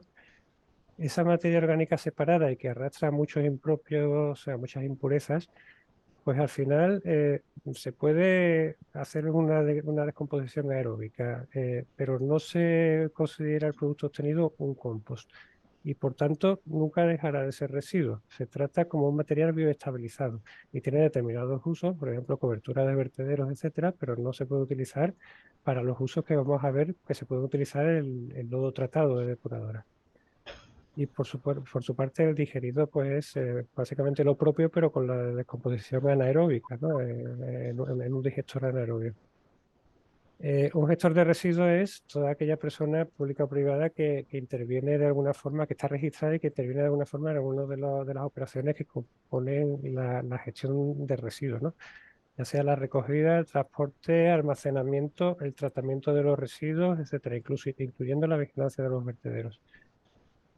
Cuando hablamos también de la generación de residuos, pues tenemos que imponer unos ciertos límites. Por ejemplo, dice, bueno, lo que su poseedor o lo que su productor o poseedor tenga la obligación de desechar o la intención de desechar. ¿Qué límites ponemos ahí? Pues el límite del proceso, el límite de la actividad. Por ejemplo, si nosotros tenemos una actividad dedicada a la pirólisis de plásticos, por ejemplo, de la cual estamos obteniendo un material líquido, por ejemplo, un aceite de pirólisis, y al final, bueno, y obtenemos también un gas de síntesis, un gas pobre, que se realimenta el proceso de pirólisis para aportar energía a ese proceso, pues ahí no estaríamos hablando de un residuo, no estamos sacando nada del proceso, pero si sacamos ese gas pobre, ese gas de gasógeno, separamos el hidrógeno o lo llevamos a un gestor para que separe el hidrógeno, ahí sí que estaríamos hablando de un residuo, estamos hablando de procesos diferentes, ¿no? Cuando hablamos de la generación de lodos, bueno, como os imagináis, pues, lo conocéis seguramente de sobra, una estación depuradora de aguas residuales se considera como una instalación integral en este sentido. Tenemos un residuo de entrada, que es el agua residual, y tenemos una serie de residuos a la salida. Una es el agua residual depurada, que no deja de ser residuo, lo que pasa es que se regula por su propia normativa, y otra pues es lo que se obtiene de la línea de tratamiento de lodos. Es decir, todo lo que es la línea de tratamiento de aguas y de lodos se considera integral en el proceso. Y después aquí pues hemos resumido esa línea de lodos, que puede tener muchos más componentes, ¿no? Puede tener pesadores, flotadores, centrífugas, filtros de pesa, etcétera. Lo hemos resumido aquí en un digestor, y ese digestor pues podemos obtener el digerido y podemos obtener biogás, y serán residuos o no serán residuos, pues dependiendo de las consideraciones que vamos a ver ahora, ¿no? Un aspecto importante que tenemos que ver es el tema de subproductos, ¿no? El subproducto es aquello que se obtiene de un proceso industrial cuya finalidad principal o primaria no es la de producir eso, pero que tiene un uso o puede ser usado para fabricación, para procesos industriales y tiene que cumplir una serie de requisitos, ¿no? Primero, que sea parte integrante de un proceso industrial, que se produzca como parte integrante de un proceso industrial, que se vaya a usar, es decir, que tenga la seguridad de que se va a usar, que no se va a convertir en un residuo, que directamente pues, se puede usar sin tener que someterse a alguna transformación importante, de lo que estábamos hablando antes del biogás o del gas de gasógeno también, si no se tiene que someter a ningún tratamiento posterior, de tal forma que se puede usar, pues puede ser a lo mejor un subproducto. Si se tiene que someter a un tratamiento para poder comercializarse, como es el caso, pues podría considerarse residuo, ¿no? Y que su uso posterior pues cumpla todos los requisitos del producto del mercado y no genere mayores impactos a la salud humana o a la protección del medio ambiente. Pongamos el caso, por ejemplo, de un proceso industrial por ejemplo, combustión o un proceso de obtención de energía a partir de la biomasa, ¿no? Pues tenemos, digamos, un proceso que en definitiva pues, no deja de ser una combustión con aprovechamiento de energía de la que se obtiene a lo mejor una ceniza Y esa ceniza, a lo mejor sin transformación, pues se puede utilizar como puzolana sustitutiva de a lo mejor un cemento Portland en un mortero que se fabrique, ¿no? Pues si no tiene que tener ninguna transformación posterior, se puede usar directamente en ese proceso de fabricación del mortero. Se hacen pruebas del producto final y se obtiene que el mortero pues, cumple requisitos de mecánicos, requisitos de envejecimiento, pues no lisivia, etcétera, y no genera mayores impactos, pues a lo mejor podría declararse esto como subproducto. Pero tiene que haber una declaración de subproducto, no porque cumpla esos requisitos directamente es un subproducto, tiene que haber un pronunciamiento por parte de la administración.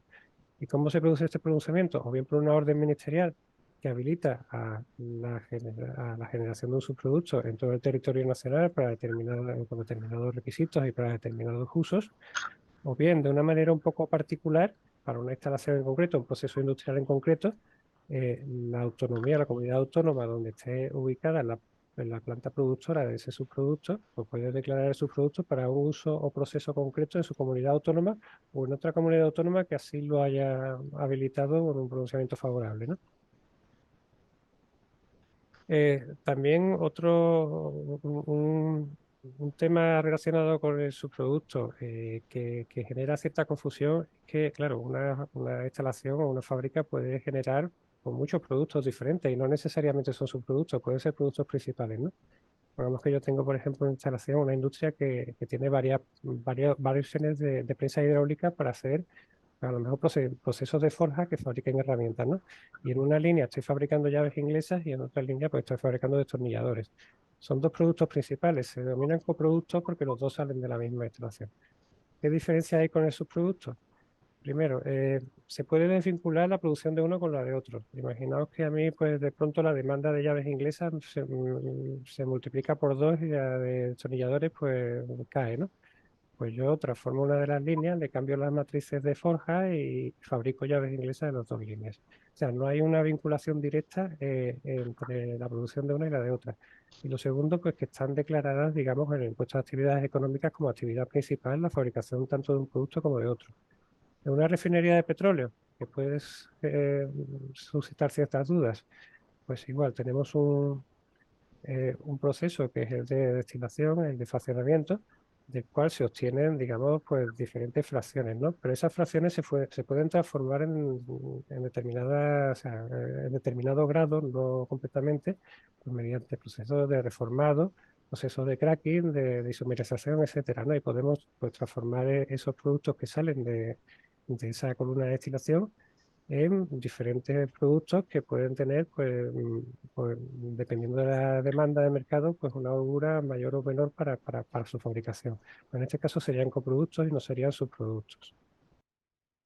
Y por otro lado tenemos el fin de condición de residuos, que es cuando tenemos un residuo al que sometemos a un proceso de valorización para que pueda tener un uso determinado, siempre que haya mercado que tenga ese producto una finalidad específica y que no genere impactos adversos a ese producto. Pues en ese caso pues, se puede declarar el fin de condición de residuos y comercializarse como un producto. Pongamos el caso, por ejemplo, del biogás. El biogás pues tiene sulfuro hídrico, tiene monóxido de carbono, tiene dióxido de carbono, etcétera, pero sobre todo tiene metano, ¿no? Si nosotros cogemos ese biogás y separamos ese metano de tal forma que cumpla con los requisitos para poder inyectarlo a la red gasista, el 98% de pureza, etcétera, pues a lo mejor ese proceso de tratamiento de ese biogás, que es un proceso de valorización de residuos que está sujeto a autorización, pues se puede declarar el resultante, el biogás que sale, el metano que sale como producto y no como residuo. Pero para eso también tiene que haber un pronunciamiento de la administración, o bien por orden ministerial o de igual forma o sea, por una resolución administrativa de la comunidad autónoma donde se fabrique esa sustancia. Pasamos específicamente al tema que nos toca, que es el de las EDAR. Hemos visto que de una EDAR, pues de la línea de fangos o de lodos, se pueden extraer pues varios outputs, ¿no? varios exhumos. Uno de ellos es un lodo deshidratado, lo que tenemos nada más que es una línea de deshidratación de lodos. Normalmente no se suelen sacar fangos sin deshidratar, tenemos el lodo deshidratado. Si tenemos eras de compostaje, pues a lo mejor ese lodo deshidratado se puede compostar y obtenemos un compost. si tenemos digestores anaerobios, pues se puede obtener un digerido y biogás, ¿no? Y estos productos que salen de ahí, en principio, tienen consideración de residuos, que tienen que someterse a tratamientos de valorización de residuos, pero tienen determinados usos en aplicaciones, entre ellas la agrícola y la mejora ambiental del suelo, la aplicación directa, por así decirlo, la fabricación de tecnosuelos, la valorización energética y la fabricación de fertilizantes y enmiendas agrícolas. Vamos a detenernos un poquito en cada uno de estos usos, ¿no? En aplicaciones directas al suelo, lo que se puede utilizar en suelo es el lodo tratado. No se puede utilizar directamente un lodo deshidratado. ¿Qué es un lodo tratado? Pues veremos después que es un lodo en el que por algún tipo de tratamiento biológico, químico, térmico o por un almacenamiento a largo plazo, pues se le ha reducido, digamos, toda la capacidad de fermentación, ¿no? Este lodo tratado pues sigue siendo un residuo, en principio. No cumple con requisitos de mercado, etcétera. Entonces puede ser aplicado en suelo por gestores autorizados que tengan autorizada esa aplicación en suelo, que es una autorización que otorga la comunidad autónoma donde estas empresas tienen su sede social, pero que tiene validez para todo el territorio nacional. ¿Qué requisitos se tiene que cumplir? Bueno, aparte de cumplir con su autorización, pues se tiene que, para cada aplicación, hacer una comunicación previa a la comunidad autónoma donde esté el suelo o en la parcela agrícola o el suelo degradado donde se vaya a hacer el uso. Y en esa comunicación pues se tiene que juntar una serie de información, entre ellas pues la información relativa a la parcela y al cultivo, evidentemente, información relativa al suelo, es decir, la analítica del suelo, la analítica de metales, etcétera, la analítica de residuos y el informe agronómico que establezca pues tanto las dosis como los periodos de aplicación y la forma de aplicación. Esto se presenta en la administración, como es una comunicación previa, inmediatamente pues ya se habilita a la persona que vaya a hacer la aplicación, a hacer esa aplicación, pero la administración pues puede revisar esa comunicación para ver si la aplicación pues es correcta o si a lo mejor ve algo raro pues en el informe agronómico o en la parcela donde se vaya a aplicar el suelo, el lodo, porque puede haber algún tipo de restricción, porque sea una zona sensible por nitratos, etcétera, ¿no? Otra aplicación común en el norte, en el sur no tan común, es la de la fabricación de tecnosuelos, ¿no? Que el tecnosuelo es la capa superior de la corteza terrestre, pues que tiene, digamos, la capacidad de que en ella se desarrollen los procesos químicos biológicos que sustenten la vida, ¿no? Claro, en muchas zonas degradadas esa corteza superior, ese suelo se ha perdido en instalaciones mineras o incluso en suelos agrícolas muy explotados. Y una forma de reponerlo es a través de sustratos artificiales, que son lo que llamamos tecnosuelo, que están específicamente formulados para ese emplazamiento, a la necesidad de emplazamiento concreto. En el norte, por ejemplo, se ha utilizado, por ejemplo, para restauración de instalaciones mineras y esas zonas se han convertido en zonas de cultivo de frutales. Eh, el objetivo final es de conferir al suelo pues, su capacidad o reponer en el suelo su capacidad pues, de sostener la vida, pues como ajustando pues, su pH, su capacidad de campo, su estructura, etcétera, de tal forma que podamos usar ese suelo para un fin productivo o bien para que se regenere automáticamente solo, ¿no? Estas aplicaciones, tanto la fabricación del tecnosuelo, que es una operación de gestión de residuos, de organización de residuos que está sujeto a autorización, como la aplicación del tecnosuelo, que sería, digamos, aplicación realizada por gestores autorizados, pero sujeto a la comunicación que hemos visto antes, pues todo eso se tiene que realizar por gestores. Otra aplicación del lodo, otro uso o aprovechamiento que se puede dar al lodo es la valorización energética, ¿no? Según el CEDES, el Centro de Estudios y Experimentación de Obras Públicas, el lodo, o sea, los fangos con un 70% de humedad tienen más o menos un poder calórico de 3.400 kilocalorías por kilo, ¿no? Cuando vamos deshidratando, pues vamos obteniendo mayor poder calórico, es decir, que tiene un poder calórico importante. Cuanto menos humedad, pues mayor poder. Entonces, eso pues, puede tener un aprovechamiento energético y de hecho se usa para obtener energía, ¿no? Sí que estaría limitado a grandes plantas de combustión porque está sujeto al cumplimiento del reglamento de emisiones a la atmósfera, ¿no? Que exige que haya una temperatura mínima de 850 grados con un tiempo de residencia de los gases mínimos en la caldera de 2 segundos. Eso cualquier instalación pues, no lo cumple, pero sí las grandes instalaciones de combustión. También son operaciones de gestión de residuos R0101 según el éxodo de la ley de residuos. Y por último, la fabricación de fertilizantes, que lo que es la fabricación en sí, sí que son operaciones de gestión de residuos, pero lo que se obtiene pues ya no sería un residuo, sería un producto registrado comercializable como fertilizante. Lo que pasa es que para el tema de los lodos de depuración pues hay ciertos límites que vamos a ver luego. Vamos a ver primero lo que sería la aplicación de, sobre todo la normativa de aplicación de lodos para uso agrario. En principio, la normativa, o sea, la primera normativa que salió para el tema de lodos de uso agrícola en España fue el Real Decreto 1310 de 1990, que todavía está en vigor, y que básicamente pues, lo que intentaba era poner un poco de orden a lo que se entendía como un posible descontrol de que los lodos aparecían por cualquier lado y no se controlaba la aplicación de esos lodos, ¿no? No se controlaba, por ejemplo, si se estaban acumulando metales en el suelo de cultivo, que eso después pues, se transfería a las plantas que todos comemos, ¿no? Entonces, lo primero que estableció fue la prohibición de utilizar en un suelo agrícola lodo que no estuviese tratado. ¿Y qué definía por tratamiento? Pues algo muy ambiguo, ¿no?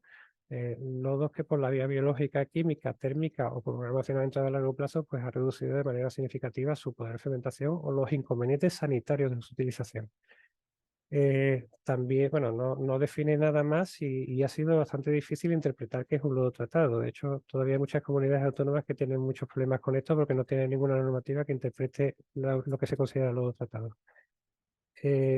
También este Real Decreto pues, intentaba pues, que la administración tuviese un poquito de información.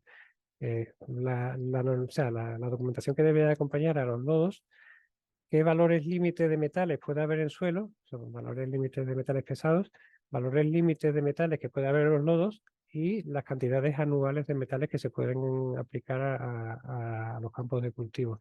También una serie de obligaciones, por ejemplo, pues que haya, digamos, por aplicación, pues un estudio pues, que establezca dosis para que no se superen estos límites anuales de aporte de metales en suelo. Y un tema importante es que establece el Registro Nacional de Lodos, que es el registro donde están las estaciones depuradoras de aguas residuales registradas en el Ministerio de Agricultura, en el mapa, y donde, digamos, se registran con un identificador único que es el conocido código de aglomeración, que todos seguramente conoceréis, ¿no?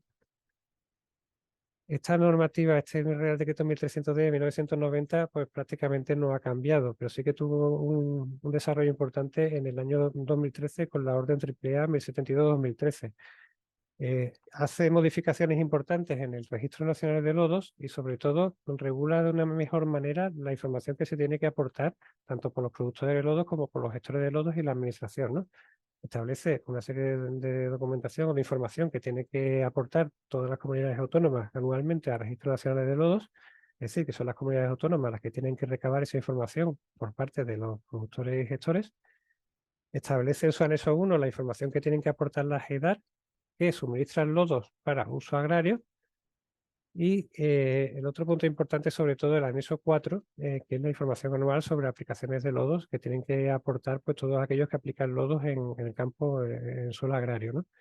El anexo 1 lo recaba normalmente la Consejería de Medio Ambiente y el anexo 4 lo está recabando la Consejería Competente de Agricultura. Pero estos datos se cruzan entre sí y nos estamos encontrando pues cosas que son un poco disparatadas, ¿no? Por ejemplo, que se aplican del orden de 10 veces más cantidades de lodos en suelo agrario que el que producen las estaciones depuradoras de aguas residuales. Quiere decir que no se está declarando bien lo uno y lo otro, o alguna de las dos cosas.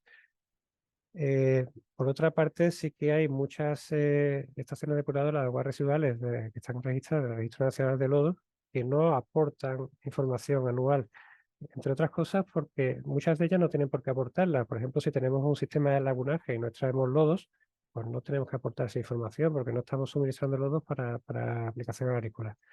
Si tenemos a lo mejor, estamos generando lodos, pero lo estamos llevando a una planta de incineración o valorización energética, mejor dicho, pues tampoco estamos en este ámbito de esta orden, ¿no?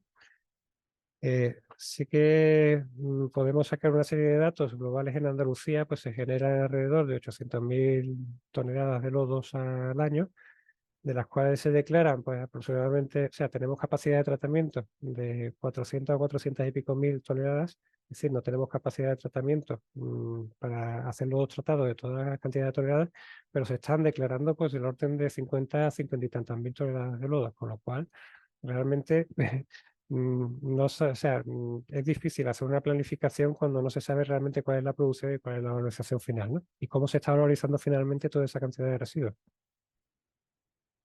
Y por último, antes dije que era muy difícil establecer con la normativa estatal que era un lodo tratado, ¿no? Y eso se trata de paliar en la orden conjunta de 6 de agosto de 2018 de la Consejería de Agricultura y la de Medio Ambiente, que lo que hace, pues, establece una serie de mecanismos de seguimiento y control de todos estos productores y gestores de lodos, establece una serie de obligaciones de estos productores y gestores de lodos a efectos de su control, determina cuáles son los lodos que se pueden compostar junto con los lodos de DAR, que en la propia orden pues están, digamos, básicamente todos los lodos que se obtienen de la industria agroalimentaria y de actividades agrícolas, y aparte de los lodos de DAR, pues generalmente de DAR y también asimilables de DARI, ¿no? De estaciones industriales. También los lodos de fosas sépticas, salpetas separadoras de grasas, zanjas filtrantes y similares de actividades domésticas, es decir, residuos domésticos. Establecen los tratamientos posibles para los lodos de DAR. Lo que se considera lodo tratado puede venir de un compostaje, de una digestión anaerobia, de una estabilización aeróbica, estabilización con cal y un secado térmico. Y también establece otra serie de requisitos. Vamos a pasar, porque creo que me estoy pasando ya del tiempo, pues un poco a hablar de las enmiendas agrarias y la normativa que le aplica, ¿no? Y sobre todo las limitaciones para estas enmiendas y estos fertilizantes con el tema de los lodos. El reglamento europeo que regula los fertilizantes, para que un producto fertilizante pueda ser registrable en la Unión Europea y comercializable en toda la Unión Europea con el mercado, tiene que cumplir lo que está regulado en este reglamento UE 2019-1009, o mejor dicho, 1009-2019, que está de los números. Que, bueno, digamos, establece los requisitos para que se puedan fabricar con productos o residuos fertilizantes que sean comercializables en toda la Unión Europea, sin limitaciones. En su anexo 2 establece una serie de componentes, son la categoría de materiales componentes que se pueden usar para fabricar estos fertilizantes. Los hay que son residuos y los hay que no son residuos, incluso los hay subproductos. Aquí, por ejemplo, podemos destacar que en la CMC3 es la que establece, digamos, la categoría del compost, pues aquellos materiales que se han compostado entrarían por esta CMC3 y se pueden utilizar para fabricar fertilizantes. El digestato, que lo llama digestato en vez de digerido el reglamento, que yo creo que es más lógico porque estamos hablando de un producto estable, está regulado en la CMS5, los subproductos en la CMS11. Pero sí que se establecen una serie de limitaciones. Por ejemplo, el anexo 2 dice, excluye la posibilidad de usar lodos de depuración, y no solo lodos de depuración, sino todo aquello derivado de lodos de depuración. Es decir, el compost de lodo de depuradora no se puede usar para fabricar fertilizantes registrables por el reglamento europeo. El digerido tampoco. Sí que se puede utilizar, por ejemplo, los productos de oxidación térmica, que estarían en la CMC13. Cuando nosotros, por ejemplo, con un lodo, en una planta de combustión, de incineración, pues tenemos una ceniza, y esa ceniza, digamos, es un residuo, la podemos incorporar a un proceso de fabricación de fertilizantes, que tiene que ser un proceso autorizado de gestión de residuos, puesto que esa ceniza sería un residuo, no un subproducto, y por eso sí que podríamos obtener un fertilizante registrado, pero directamente con un lodo o con el compost de lodo no. Sin embargo, tenemos otra norma que es bastante más antigua, que es el Real Decreto 506-2013 estatal, que sí que regula, digamos, los requisitos para poder comercializar a nivel estatal y en el territorio nacional, pues, en determinados fertilizantes y enmiendas regulados, o sea, registrables conforme a la normativa, o sea, a la normativa estatal en el registro que mantiene el Ministerio de Agricultura. Es una norma de desarrollo del Real Decreto 1310 de 1990, bueno, desarrollo complementaria en el mismo nivel normativo, y permite el uso de lodos de estación depuradora de aguas residuales, pero con ciertas limitaciones. Las engloba en el grupo 6 de enmiendas orgánicas, tiene que estar registrado y al final se obtiene un producto, pero limita el uso de lodos o sea, lodos, me refiero de manera directa, es decir, lodos estabilizados con cal, a un 10% de la composición final del producto. No hace esas limitaciones para el compost y el digerido, con lo cual se puede fabricar una enmienda orgánica registrada dentro del grupo 6 de este reglamento, con un máximo de 10% de lodo estabilizado o sin limitaciones de compost y de digerido, pero siempre y cuando pues, se cumplan los requisitos que establece el reglamento y el producto al final pues, sea registrable en ese registro. Y finalmente pues tenemos también un Real Decreto que salió a finales del año 2022, bueno, entró en vigor en 2023 a principios, que es el de nutrición sostenible en suelo, que lo que trata es un poco de establecer los requisitos y las limitaciones para lo que se vaya incorporando al suelo, ya sea residuo o no sea residuo, ¿no? En este caso, pues establece pues, las buenas prácticas para el uso de fertilizantes, los cuadernos de explotación, los planes de abonado, etcétera. Y sí que establece, digamos, para los lodos depuradoras y para aquellos materiales derivados del lodo depuradora, determinados criterios, determinadas limitaciones para su uso en suelos donde se vayan a aplicar cultivos hortícolas o frutícolas. La limitación básicamente es que no se puede hacer un abonado con este tipo de material derivado de lodos en el periodo comprendido entre los 10 meses antes de la cosecha y la finalización de esta. Quiere decir que básicamente pues, este abonado se tiene que hacer en la ventana tan pequeña que a lo mejor pues, ocupe las 2 o 3 semanas que justo en el momento que finaliza la cosecha hasta que digamos empieza ese periodo de 10 meses. Y con esto pues ya hemos acabado, pues a la espera espero no haberme pasado mucho de tiempo y a la espera de las consultas que ya hayan hecho por el chat, que parece que no son muchas por lo que veo. Mm.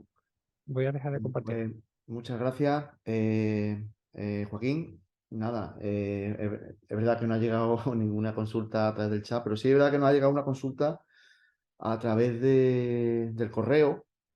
En este caso, vamos a dirigir, creo que la pregunta será para Jesús, ¿vale? Porque nos preguntan respecto a esta tecnología que presentáis de absorción para desulfuración de biogás, ¿tendría aplicación para un sistema de desolarización de un EDAR?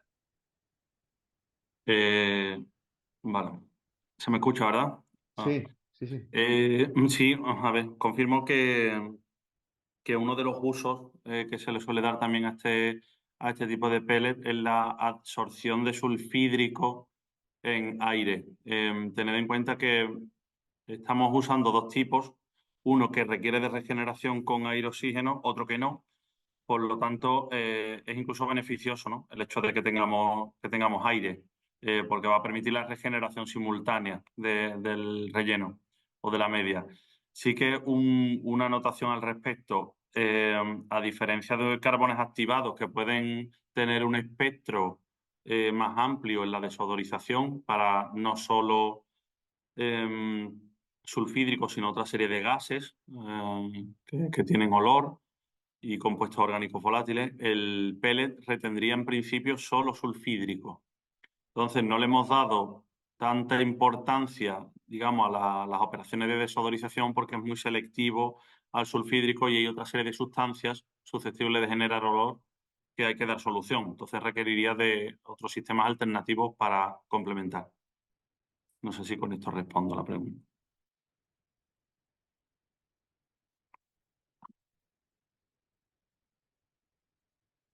Perdón, que estaba en silencio. No, que me imagino que vendrá mejor a través del correo algún tipo o debatir un poquito esta cuestión, pero bueno, ya se lo haremos. Si no te lo hago llegar a través del correo, os pongo en contacto. Perfecto, me ¿Vale? pongo en contacto. En este caso, bueno, viene de un EDA precisamente esta consulta, ¿vale? Y bueno, ya aprovechando un poquito que estás En aquí. ese aspecto, sí, si viene de una depuradora, sí comento. Mira, nos han contestado que sí, que muchas gracias, que está contestada la pregunta, ¿vale? Y dejo un matiz. Sí. Como hemos comentado, en los dos modelos de desulfuración, el modelo tradicional con cloruro férrico, torres de lavado y carbones activados versus el nuevo modelo que planteamos con el uso de reactivo en el reactor en forma pulverulenta más el pellet para el pulido hasta concentraciones bajas, las experiencias que tenemos es que el uso del reactivo base hierro en el interior de reactores hace que el azufre precipite, ¿vale? Con el resto del mineral de hierro precipita, va al digerido y el digerido posteriormente pasa a la línea de fangos en la deshidratación y en el almacenamiento. Lo que tenemos contrastado es que el uso de minerales de hierro mejoran bastante la desodorización de las instalaciones porque el componente hierro queda adherido a la fracción sólida y evita, ¿no?, que siga emanándose gases sulfídricos. Ese sí es un efecto que tenemos totalmente contrastado cualitativamente, no cuantitativamente, no se han hecho mediciones, pero sí se deriva del uso de depuradoras con este tipo de reactivos que requieren bastante menos desodorización o ninguna, por hacer ese inciso. Ok, correcto, gracias. Mira, pues nos ha llegado ahora mismo una consulta por el chat a través de Ángel Pérez. En este caso para Joaquín Caballero. Si lo podéis leer, pone, me ha parecido entender que sería necesario conseguir el fin de condición de residuo para el biogás. Si es así, no sé si Joaquín puede responder. Sí, perdón, estaba en silencio. Intentaré ser breve porque tengo a las 12 que conectarme a otra videoconferencia, pero sí, el fin de condición de residuos depende. O sea, que todo esto es muy abierto. Si estamos hablando de, por ejemplo, lo que dije antes, el biogás que se obtiene de propios procesos de digestión, pero ese biogás se está utilizando en la misma digestión para calentar el lodo o lo que se está digiriendo, ¿no? Y así favorecer ese proceso de digestión, no estamos saliendo del mismo proceso. Entonces ahí no estamos generando ningún residuo ni estamos tratando residuos. Si estamos sacando ese biogás del proceso para uso en otros procesos, sí que estaríamos realizando, por un lado, si hacemos la quema de biogás, que no sería un producto comercializable en principio, pues sí que sería una operación de valorización de residuos, no tendría fin de condición de residuos, pero estaríamos valorizando el residuo. Y si lo que estamos es obteniendo un producto de ese biogás, por ejemplo, metano que cumpla los requisitos de reglamento de gas natural comprimido para su inyección en la red gasista, pues ahí sí que estamos realizando un tratamiento de valorización, poniendo en valor ese biogás para obtener un metano comercializable que se puede inyectar en la red gasista. Esa operación sí sería de valorización de residuos y lo que tenemos que inyectar en la red gasista ya debería ser un producto. Es decir, no podríamos inyectar algo que fuese un residuo, porque Enagas no es gestor de residuos. Entonces ahí tendríamos que tener el fin de condición de residuos. Vale, perfecto, gracias. Bueno, otra cuestión también que ha llegado a través de Agustín Veledo, materia orgánica oxidable y relación carbono-nitrógeno en lodos tratados para incrementar la materia orgánica del suelo. ¿Se ha previsto evaluar esto en la normativa? Joaquín, creo que te toca. Si puedes. Sí, un segundito, voy a leer la pregunta. En la normativa, en principio, en la de residuos no se habla en general de las relaciones carbono-nitrógeno en lodo y sobre todo en las formulaciones de termosuelos. Eso deriva de los propios proyectos y de las propias aplicaciones que se realicen.